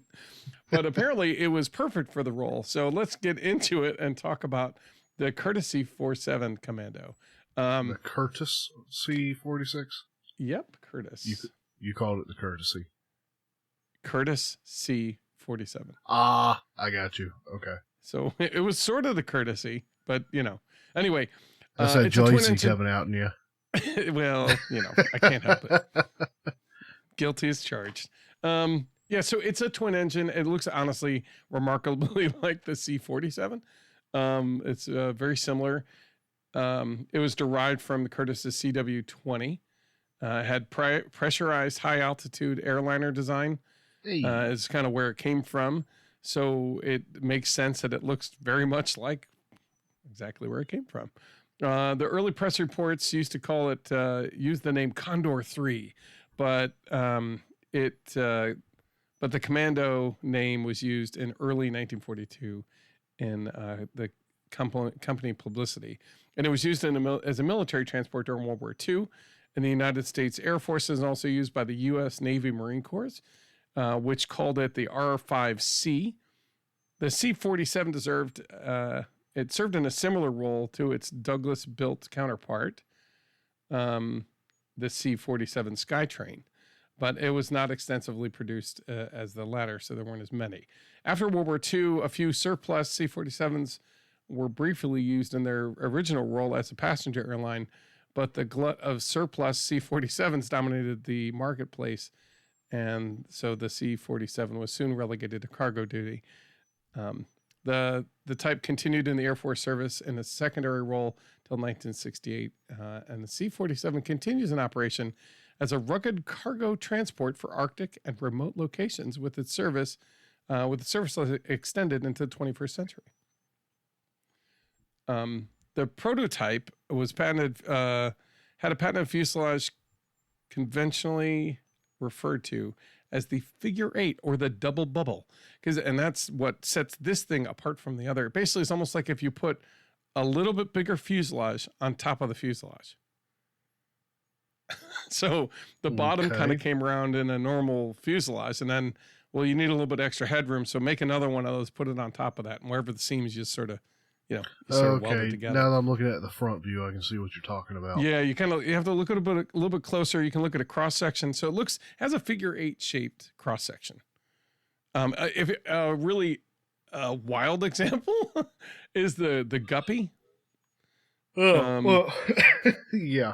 Or basically an exaggerated version of this kind of concept, I guess. If you take the top and just make it crazy size. Anyway, so you can look that up, but basically it enabled it to better withstand the pressure differential at high altitudes. The sides of the fuselage creased at the level of the floor that separated the two portions and that shared in the stress of each.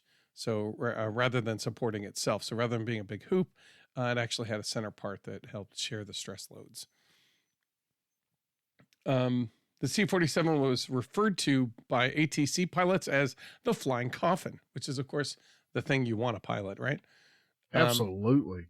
There's at least 31 known instances of fires or explosions. Other names used by these men who flew them were called the Whale or the Curtis Calamity, also called the Plumber's Nightmare. So needless to say, it had some issues. But the C-47's huge cargo volume, which was twice that of the C-47, and it could carry 3 times the weight. Large cargo doors, powerful engines, and long range also made it suitable for the vast distances in the Pacific Island campaign. And that is primarily where it served in the the China, Burmese, India operation zone. And that's kind of what we're alluding to a little bit with Ben when we were talking to him. He mentioned that his, like I said, it's either his uncle, I think, I can't really remember. I'll have to go back and look and then I'll correct it or something. I won't. But anyway, he basically said that he was stuck in the Indian operation zone and he would fly over the Himalayas. And so they would I can't remember what city he said they started out at, and they would basically hop over the Himalayas into China. and do the cargo runs there. And it was known for the ease with which it went over the Himalayan hump on cargo runs to India and to China.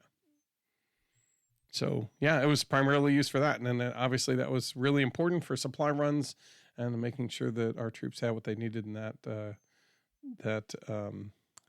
theater.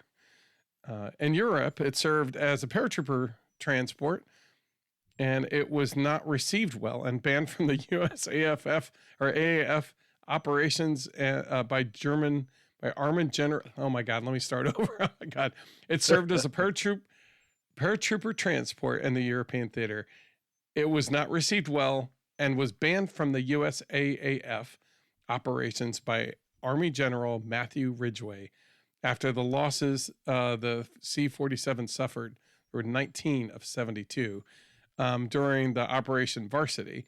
These losses were in line with all the other aircraft in the operation, and the craft was unarmed, flying low and slow in the daylight with no self-sealing fuel tanks. So, I mean, it really wasn't fair, but needless to say, apparently this general said, ain't gonna happen anymore. We're out. I hate this aircraft. Get it out of my, get it out of my Air Force here, please.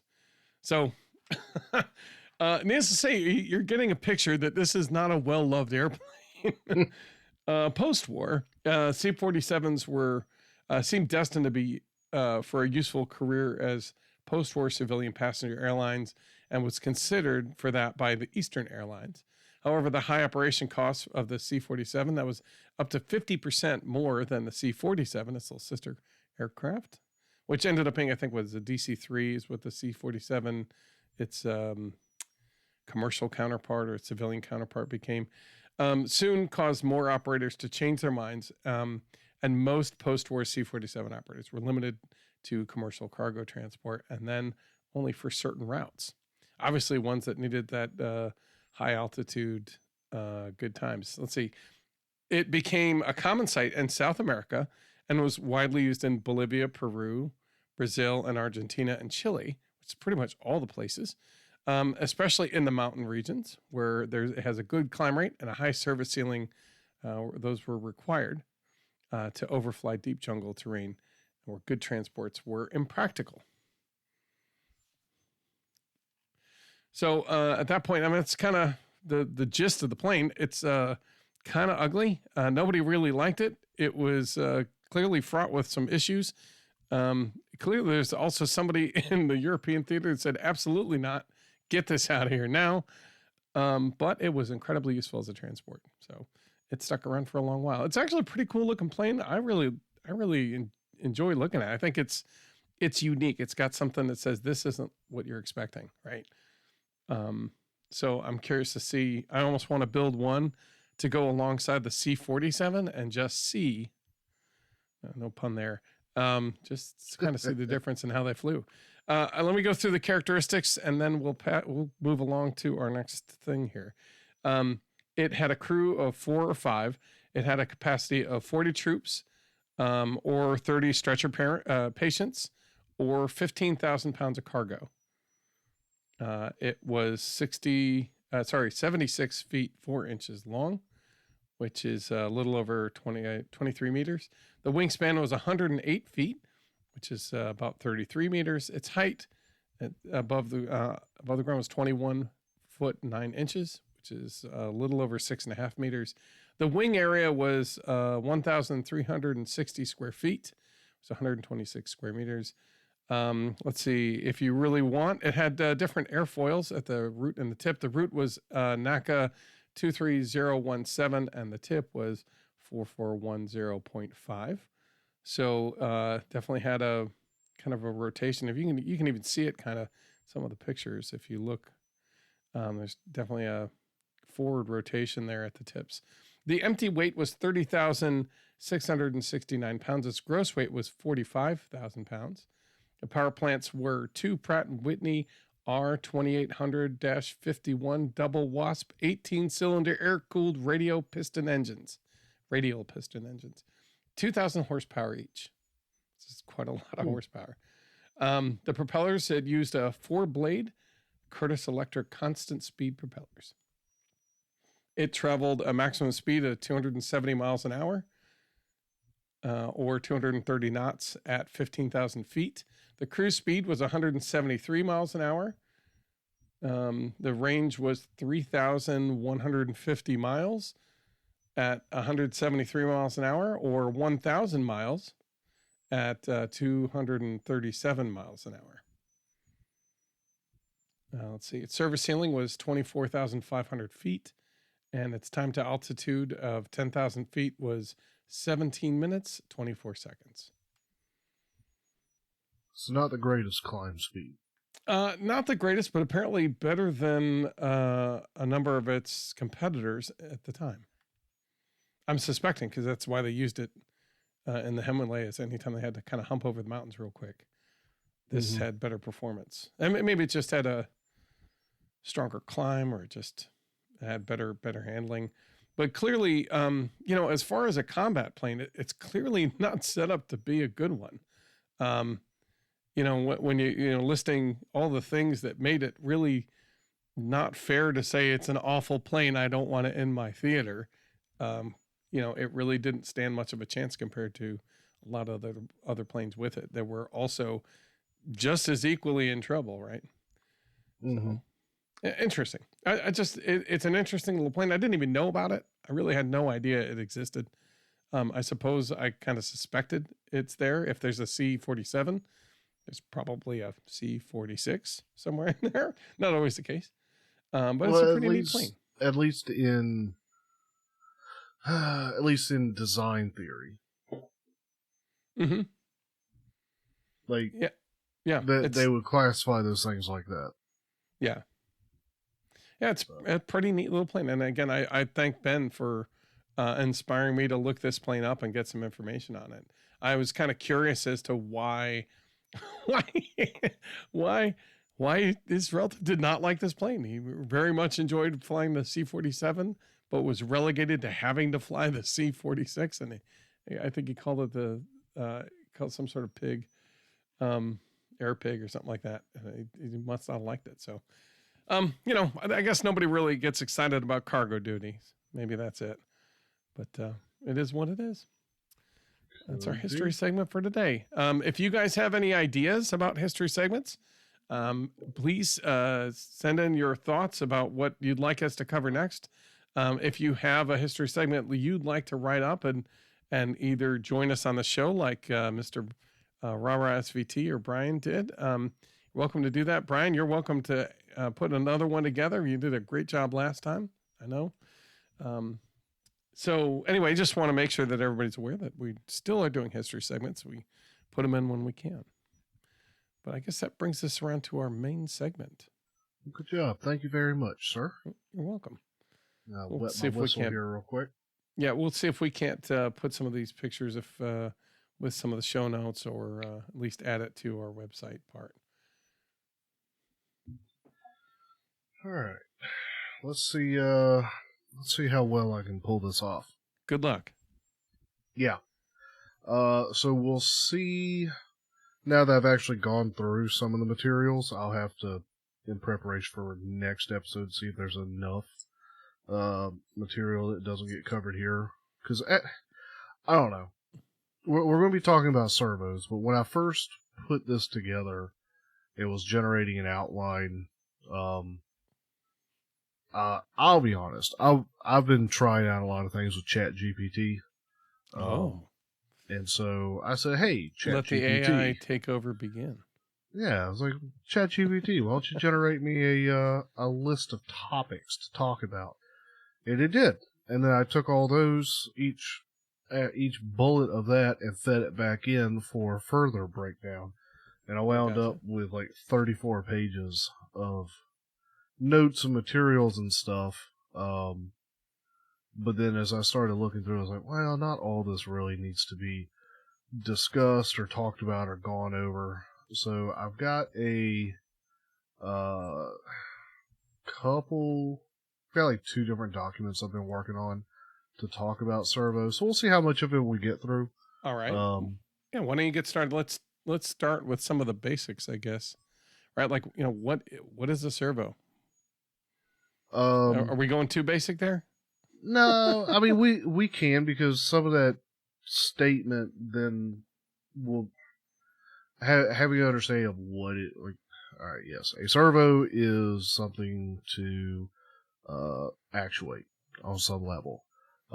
It's defined as a small device that incorporates a multi-wire system capable of precise control of angular or linear position, usually through a pulse width modulation signal, or PWM. We'll get into the parts in a minute. I was trying to look up a history of servos. Okay. One history presented talked about the 1940s. Harold Cohen and Frank Stasic, attributing them with inventing the first analog servo. But I couldn't find any sources on that, and I've seen a couple other names thrown around. But just know that servos do kind of go back to that period, and servos are. Maybe I'll do some digging for next episode, sort of like the history of servos and how they came about, because servos are not. They're just part of a design chain. So there were previous iterations that did things that servos kind of did. Well, I know, yeah, and it would be really curious to kind of see what they evolved from. But I know some of the early stuff, and we're talking, pre 1970s. They were basically almost like a clock wind mechanism that was a series of catchments. So you would wind up the spring, and that would be as much servo as you could use on your trip. And you would basically press a button that would just basically release a catchment. That's all it would do. And that catchment would rotate, and it'd rotate between the different positions you had set for whatever that control surface was.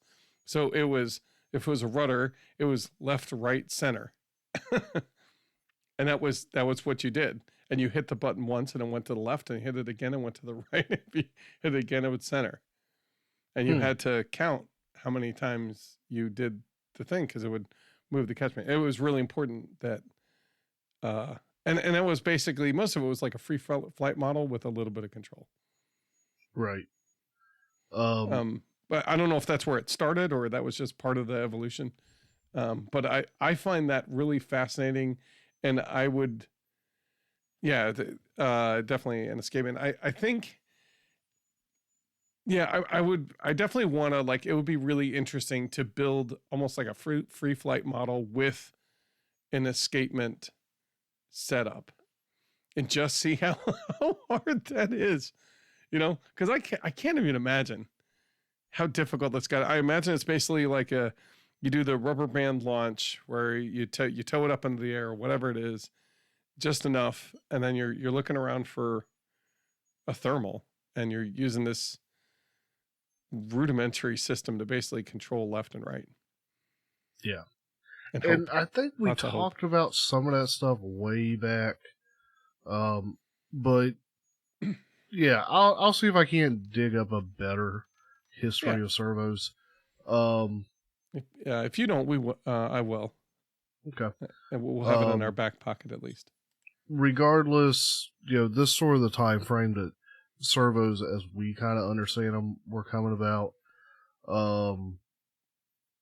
The earliest was, still as today, incorporated a feedback mechanism for making note of and reacting to the position of the servo relative to where you wanted it.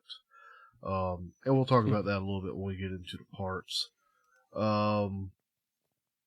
They were coming about due to industrial automation and control systems. Let's see. That's about all that I've really got in the history segment. There's a couple paragraphs here, but it's not doing a whole lot for you. Through the 50s and 60s, the development of transistors allowed for them to get smaller And then once you got into the 90s, 1990s, you started getting into the digital servos. And then, as we approach today, we're getting like brushless motor servos. High power, high torque. Yeah, small, lightweight. Let's talk a bit about the parts of a servo. So I'm like all the servos that I'm really going to be able to talk semi-knowledgeably about are going to be the 9 grams that we use. Okay. Though the principles apply, across all the range of sizes. You'll have a motor, a gearbox, a control circuit, a potentiometer, the output shaft. You've got your control signal input, your power supply connection, and then its mounting and housing.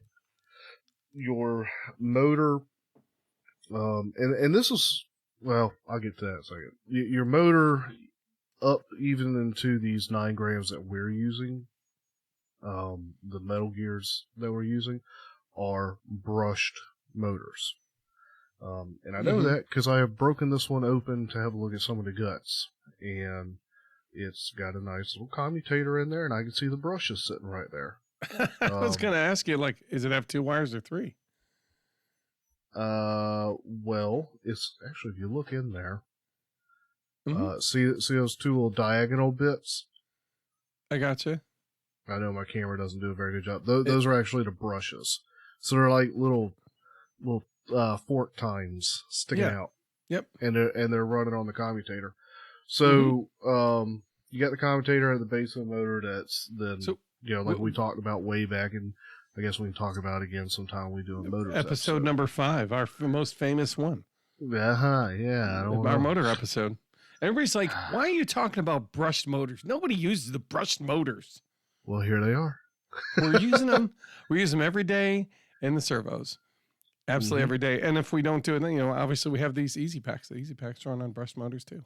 And some of the smaller airplanes, if you want lightweight, that's really the way you're going to do it. So anyway, helpful to know how they work. So you've got a brush motor that's running off DC. Now they have AC servos, but we're talking specifically DC. Yep.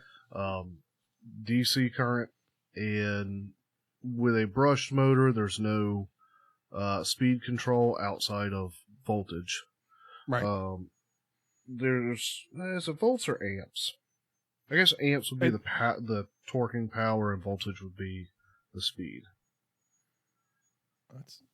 We'll have to revisit motor sometime. We will. Yes, we will. But regardless, and we will certainly. These little brush motors and brush motors in general, especially at this size, they run. These little ones will spin on up and run considerably faster than what they'll run, but the power output that they have is very low, and that's where your gearbox is going to come into the equation. So if you look at the top or through the side of your servo, you'll see a number of gears, and they're basically step down. So they're taking the fast rotation of your DC motor and stepping down the speed, but also through the gear reduction. When you're walking that speed down, you're also cranking up your torque power. You're looking at like 17,000 kV. So you're looking at like crazy fast. I also confirmed that's how fast these things are running. Yeah, on about 13 to 17,000, depending on the motor. Crazy fast one. You can get them different speeds, but basically they're on that order of fast. And then of course multiply it by 3.7 or 4 volts, and now you've got like 60,000 RPMs. Right? It's really fast. So you kind of need, especially if you're trying to spin a propeller and not overspin it, you're going to need some sort of gear reduction. And same with the servo. I mean, you're looking at you want to do what, 90 degrees in, a portion, like 1/10 of a second. That's still, you need to reduce that speed from the motor considerably. Oh yeah. Anyway, also a DC motor is controlled by, the speed is directly proportional to the input voltage. Okay. So it is voltage. Amps would then be the, I guess, an aspect of its torque. Right. So. Yep. All Go right. ahead. Which explains why you'll pop a circuit breaker. I think back to table saw days when I was helping my dad build furniture and such. We could run the table saw and it was fine, but when it would bind up in a knot in the wood, that's when the breaker would go. Oh yeah. Because it was pulling all those amps. Yeah. Okay. So your gearbox is going to step it down from a high speed, low torque to a lower speed, high torque situation. And, as we'll see in a minute, give you a better resolution, better ability to read the position of your servo arm.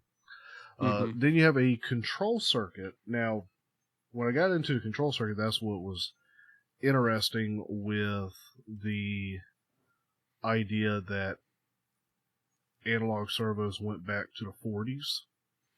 The earliest versions of them, because, of course, the integrated circuits didn't come out until much later. So that's part of the reason for the curiosity of, Yeah, how was that controlled? Yeah, how was that controlled? Now, they still, because they were analog, and we'll talk about the pots here in a second, but because they were analog, they did have pots. That were explain what a pot, you mean potentiometer, correct? Potentiometer. Okay. Just want to make sure that we're identifying the terms, because this may be the first time somebody's heard those terms. No, that's fine. And we're going to be talking about the potentiometers in a minute. Right. So especially for today's servos, your control circuit is going to take power and signal, in our case, from the receiver, and use that to power the DC motor and to control the position of the servo. And depending on which direction the motor needs to run, it's going to flip or flop the voltage going to either positive or negative voltage going to your motor to control the direction that it's spinning. So you can flip the poles to say, I want the motor to go the other way to drive the motor the other direction. Right. Okay. That's it. Now for the pot. The potentiometer. So what is that? What role does that play? And in a potentiometer is, I don't want to say it's strictly an analog system, but generally it's an analog device, and it, as I understand, strictly reads the voltage that can run across its pins. So it'll have a power, a ground, and then I guess a reference, or a power, neutral, and then a reference. It's reading a voltage coming off of the potentiometer based on the position of the potentiometer. So you can potentiometers can be used to either read a voltage level or to set a voltage level. Okay. And in the case of your servo, the potentiometer is attached to the servo shaft. This is going to go out and drive your servo arm. So as that shaft rotates and turns, that is changing the position. That is changing the voltage reading of that potentiometer. And I was going to say it's changing the position because it being an analog device, it's a physical connection, and the way that they thin out the metal and reduce the surface area of the metal from, say, the positive to then come in contact with the negative side, how it handles that, it reduces, it controls how much voltage can pass through. Okay. I don't fully understand. I'd have to look up a deeper science on potentiometers. Maybe that'll be part of next week, as I'm realizing things that I need to study more. Mental note. As that potentiometer moves it changes the voltage value. That then gives the control circuit a idea of where the servo, what position the servo is in, and then it can make corrections to say, okay, you're over here, I need you to go this way.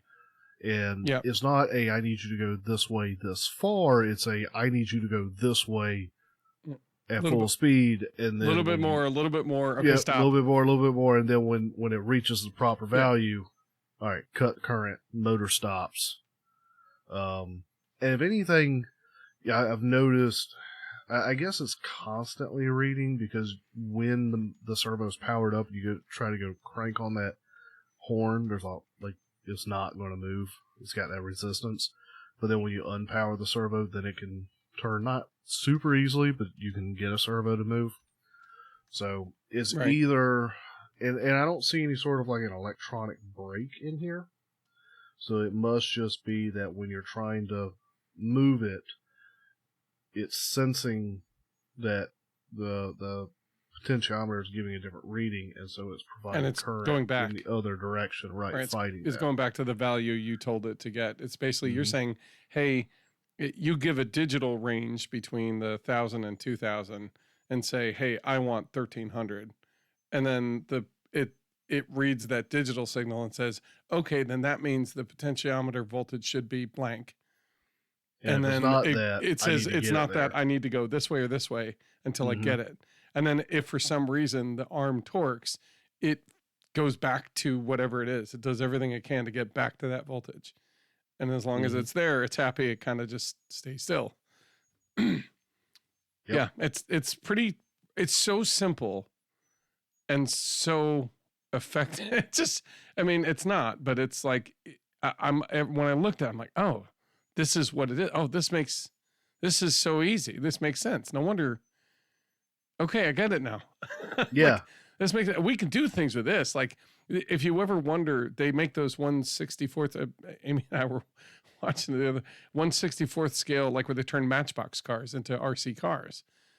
They do it by basically pulling apart your servos and using the motor and the servos to drive the car and the potentiometer to do the steering and stuff. Like they pull apart that circuit and use it. It's pretty cool. Yes. And it's just really cool all around. Yeah. Now, if we talk about digital servos a bit, so again, we've been talking about analog servos. If we talk digital servos, one of the things that can change is, instead of a analog potentiometer, it will make use of encoders to determine the position of the servo shaft, and it can make use of either relative or absolute encoders. Okay. So the relative encoder just simply says, here's position from basically when I start reading, which is when it fires up. It's just essentially a series of slits that it can count as they go by, and it's got a method of counting those, versus a absolute encoder that would have a way for it to say, here's the position of this particular part of the encoder, and then it doesn't matter power's lost or anything, like it always knows exactly where it's at. Okay.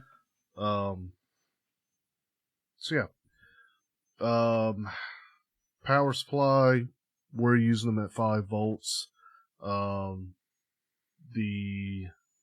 They can go to 7.5 volts. They can go way higher than that.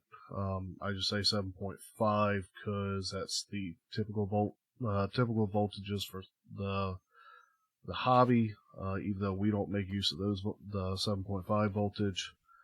Right, but in some of the larger planes, they power, I think, the receiver with basically a 2-volt, two cell lithium, and then they kind of do a small regulator. And the higher the voltage that gets put into that bus bar and out to the servos, the quicker the response and the more torque you're going to get from your motors on the servos. Well, that's true too.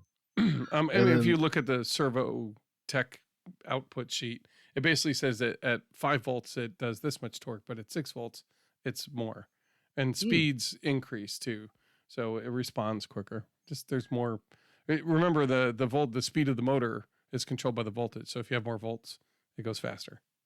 Yeah, we'll talk about speed and torque because I got some notes on that here in a minute. Okay. Lee makes a good point. Digital servos also have a higher resolution. Okay. Yeah. Positional resolution compared to. And also, apparently, digital servos are known for chattering.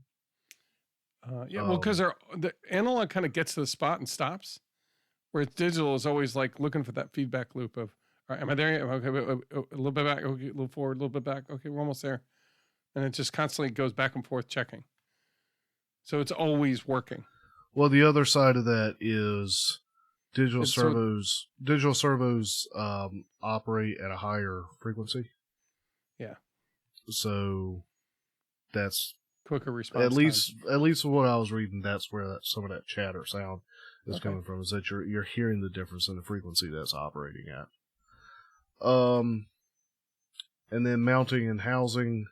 I mean, we're talking a plastic casing for our housing. There are general sizes for your servos. I think we use standard. Well, we're using the 9-gram format. So you'll have, say, we'll use this 9-gram. You'll have your micros. I know the Balsa guys have some standard sizes that they're using. So there are set, I guess, categorical sizes or size categories that they'll fall within, and you have certain expectations of servos within that category. Sure, yeah. To an extent, but then you can buy. I would assume with with larger servos, we don't really get them so much in these 9 grams, but with larger servos, you can get servos that run faster, higher torque, things like that. Yep. Yeah, I mean, yeah, you can definitely. There's a servo for every niche, for sure. And remember, we were using RC car servos for our giant new Wonder because they're slower. They don't move as fast, but they are, but they have high torque, and that's what we needed.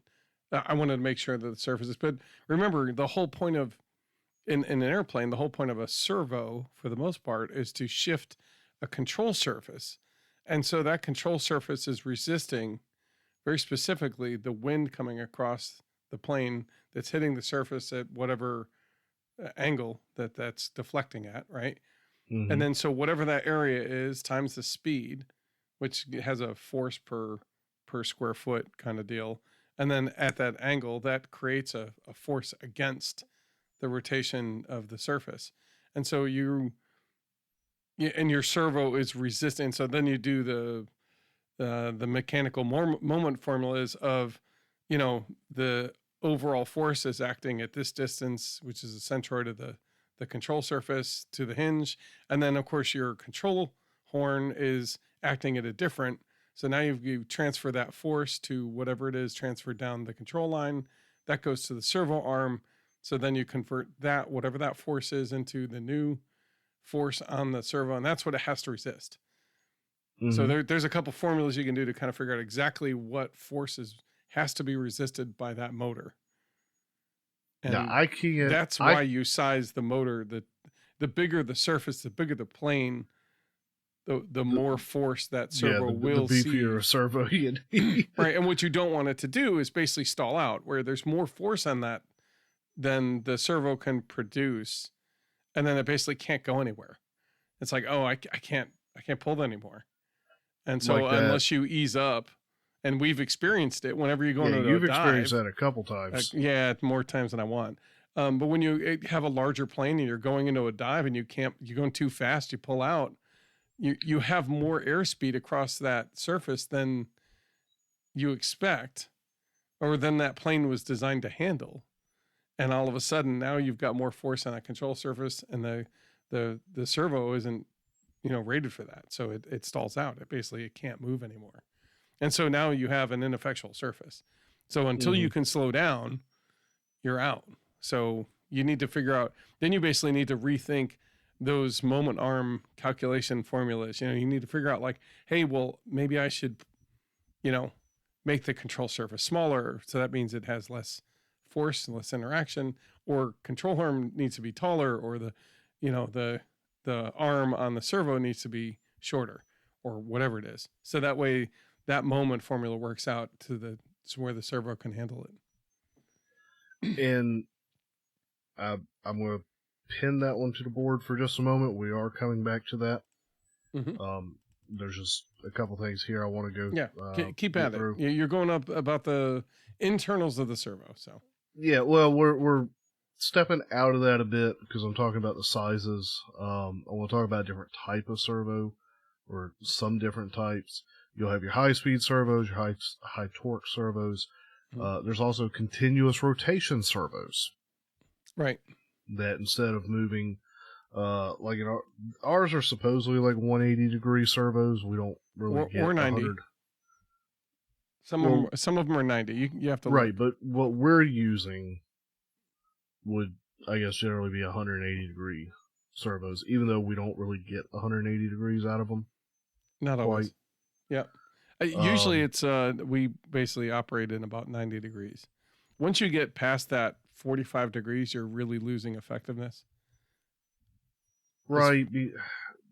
Yeah. That's a matter of angles and geometry and math and stuff. Mm-hmm.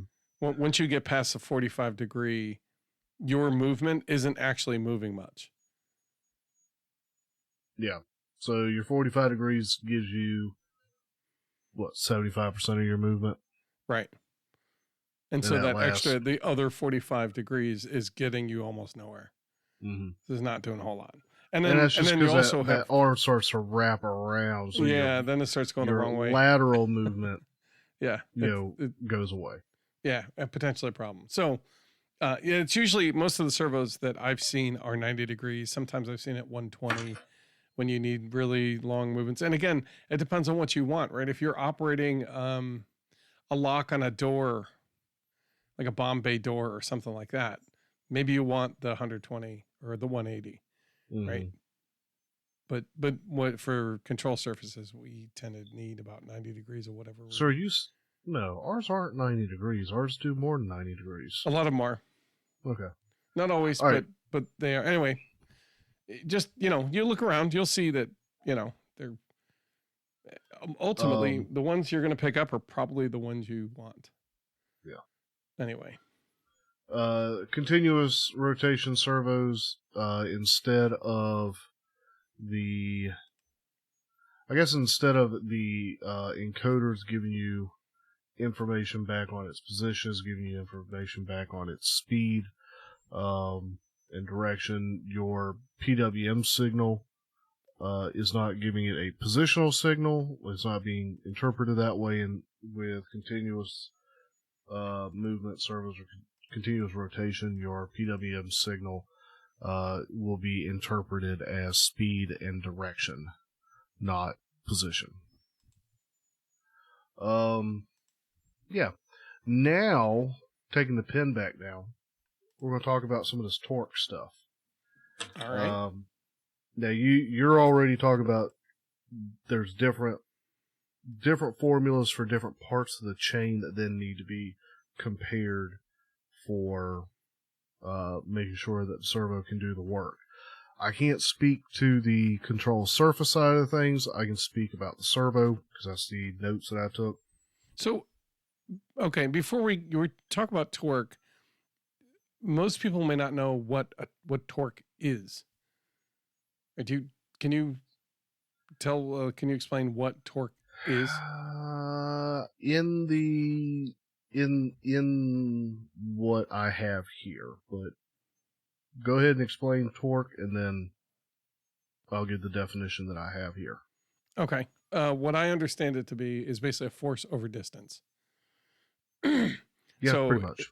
Right. And then so basically it's which is why you got to measure like the distance out from whatever, like that's how much, so you have I think it's what it was, a kilogram inches or pound inches or whatever it is. You're close, but go ahead. pounds of force. Anyway, so you take that like, okay, well, let's say I have 1 pound. This servo produces 1 pound at 1 inch. If I have 2 inches, it will produce half as much force at the end of that, that arm. Mm-hmm. It'll be able to, because those are equivalent, right? Right. So Twice as far, you're half actually as much force. Yeah, you're actually diving right into this information. So why don't you take it from here? But I No, wanted you're to make good, sure you're that it's clear, because I didn't know, when I was younger, I didn't know what the heck torque was. And yeah, I remember just actually think I had a torque is professor. like rotational power. Exactly, it's rotational Which it power, is, and it's measured but- of a force over a distance away from the rotation point. Right. So when we're talking about the servos, at least the notes I have in front of me, we'll say torque on servos typically measured in ounce-inches.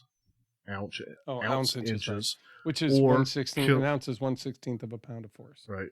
Or kilogram centimeters. Okay. Oh yeah. And what both of those are saying is you're stating if you have a 1 ounce inch, you're saying that at 1 inch out from the servo center, it's applying 1 ounce of force.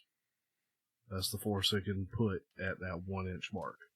And then if you're saying 1 kilogram centimeter, you're saying the servo exerts 1 kilogram of force at 1 centimeter out from the center of the servo. Going to the ounce inch, because we're imperial instead of metric, because amazing Americans. With the ounce inch, let's say you got a 10 ounce inch. So at 1 inch out from the servo center, you've got 10 ounces of force that it's applying. And that's your torque rating. And what you were saying, yes, if you double the distance from the servo center, so instead of 1 inch, you go to 2 inches out, instead of 10 ounces, you're going to get 5 ounces. And that's that, moment of angle or... it's an angular but moment. Yep. Okay. That's levers and such. Yep. It's straight levers, and basically whatever you have, they have to equal, basically. So you set up a quick equation. The force at the distance that times the new distance, equals the new distance times whatever force is going to be produced, right? And then you just figure out that formula really quick, and then you can determine what it's going to do. You can predict what your system will be able to handle. And then you can then use that information to predict, you can actually say, hey, if my plane's going 120 miles an hour, it produces, basically we'll see 10 pounds a square foot. If my control surface is, 1 square foot, well, my thing better be able to handle 10 pounds of force when it, right? Yeah. At the center pressure, at the center of that control surface. So then you can back out all that distance. If your control surface is 2 inches wide, that means it's 10 pounds at 1 inch, or whatever it is. And then you back that out to the servo, and then you can figure out what size servo you need. You also probably want to add a little bit of buffer room, because if you do get into a dive and it does go faster than you expected, you still want to be able to, move that surface anyway. Right? Mm-hmm. Anyway, so yeah. So if you don't need all the power, and this is where we use different holes on the servo, I don't do a whole lot of thinking about the power output of the servo versus the pressure I'm going to be putting on it, because I'm not stressing, I'm not pushing the limits of the servo. But if you don't need all of the juice that the servo has to offer, and you want more, I don't want to say resolution, if you want more movement, then you can step out to a further hole from the center of the servo. That's going to translate into more movement, but less power. Okay. On that surface. Whereas if you need more power out of the servo, you can step it in closer to the servo, and you're going to amplify the power coming out of the servo, but you're not going to have as much lateral movement because you're closer to the servo point. And there are some really good. There's some people who put together some really good videos on, the hole you put on the servo versus the hole on the control arm, and what that does to the movement of the control surface. There's, I'll see if I can find one right now and link it. Go for it. So, something else to know about that, in the same way that if you so if you're at an inch and you move out an additional inch, you're cutting your power in half. If you're at an inch and you come to the half-inch mark, you're doubling your power. So it's all multiplicative,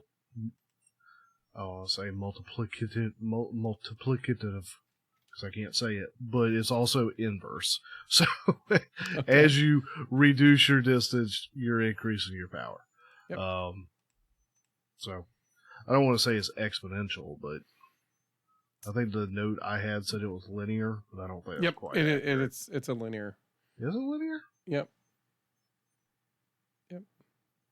I'm gonna have to plot that. Half doubles. You go do that. One. Yeah. Anyway.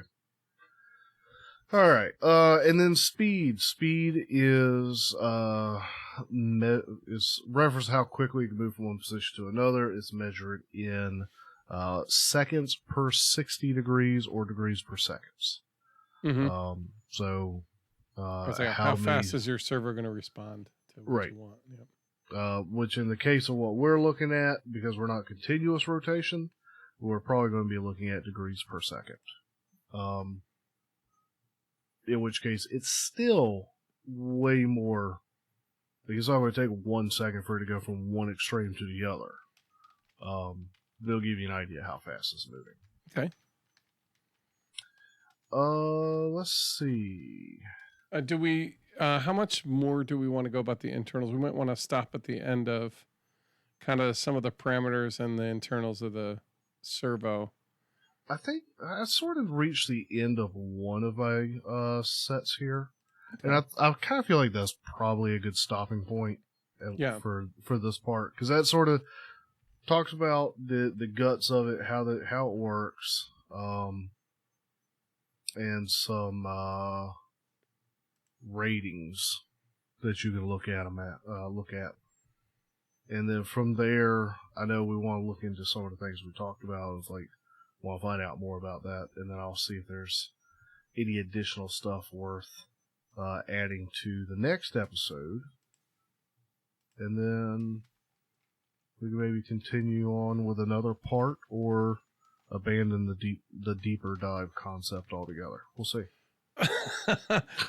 Give us your thoughts. If nothing else, is a nice revisit of servos anyway. We definitely needed to revisit it for sure. It's a good way to. I think we did good at getting started. There's a lot of little interesting pieces.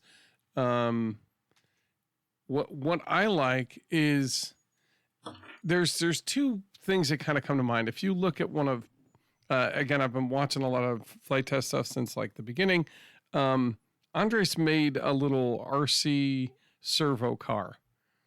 And if you look at what he does there, and same with Peter Streepel also did something similar, where he kind of pulled apart the servo and discussed kind of what the parts were and what they meant, and then did stuff with them, right? I think it was when he did the 360-degree camera, he pulled apart the servo and showed like he either undid the potentiometer or reused stuff. So if you look at those two videos, they really kind of go into, if you want to see the guts without pulling one of your servos apart, they kind of discuss what they do and how they work, and then how you can use them to repurpose. There's a relatively easy way. There's like a little pin that creates like a hard stop on some servos. So like you can't go past that 60 degrees, like because it physically can't go past it. Right. And that's another way to basically stall the servo out. It's like, well, you can't go any further. Sorry. It also, the potentiometer also says that's the end of what I want anyway. so it's not going to actually pull too much amps through the thing trying to get to the next spot, right? But if you remove that little nub, you got a 360-degree servo. It'll just keep going. It was pretty cool. So that's a way to get like a little wheel. Like if you want a motor that spins the wheel at a certain speed, like you can modify these things. They're kind of fun to play with. So yeah, I'm gonna see if I can find that one or two of those videos as well. Okay. I'll put that in the show notes. Also, I want to mention we've been putting some things up on, as I mentioned earlier, that we put stuff on our YouTube channel. So we'll have a link to our YouTube channel and some of those Easy Pack videos that we just uploaded. Mm-hmm. And a shout out to Amy for some of our fancy new graphics that are going Amy. on. Thank you very much. Yeah. So I think that pretty much brings us to the end, unless you got anything else major you're wanting to talk about. Nope. That is all I really need. I think that's it. You just thanks to Amy for working with us and kind of doing some of the things we've been thinking about for a while, helping us get them done. Thanks for listening. And jumping out on some of her own projects that we hadn't thought about. Yeah, absolutely. Between now and next episode, if you have questions, things you want to know more about servos that we hadn't talked about or that we did talk about and I did a terrible job explaining, so you need more clarification, let us know. Reach out to us. aviationrcnoob@gmail.com. Talk to us on our Discord server. Hit us up on the Facebooks. Any of those methods will work. Or work tell us on what kind of projects you would love to see or be part of for Flight Fest next year, if you're thinking about it. Because we're thinking about it now, and I'm sure it's going to go all over the board and back again by the time we land on something. But we would love to hear thoughts that you guys might have.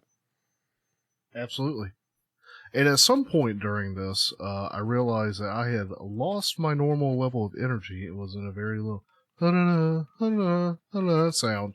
So I will do us both the courtesy of amping it back up for getting out of here at least. You ready to go? Yeah, I'm ready. All right, guys. As always, thank you for tuning in and listening. We hope you've enjoyed listening to this episode as much as we've enjoyed having the conversations. Hopefully, they have done you some good. As I stated earlier, if you have any questions about what we've talked about, things you want to know more about, thoughts in general, concerns, anything like that, feel free to reach out to us, aviationrcnoob@gmail.com. You can reach Matthew at aviationrcnoob.com, or you can reach me, Joe, at aviationrcnoob.com. Feel free to hit us up on Discord. There'll be a link to join the Discord server down in the doobly-doo. Thank you, Matthew Colville. You can also touch base with us. I can't think of it any other way. I really can't.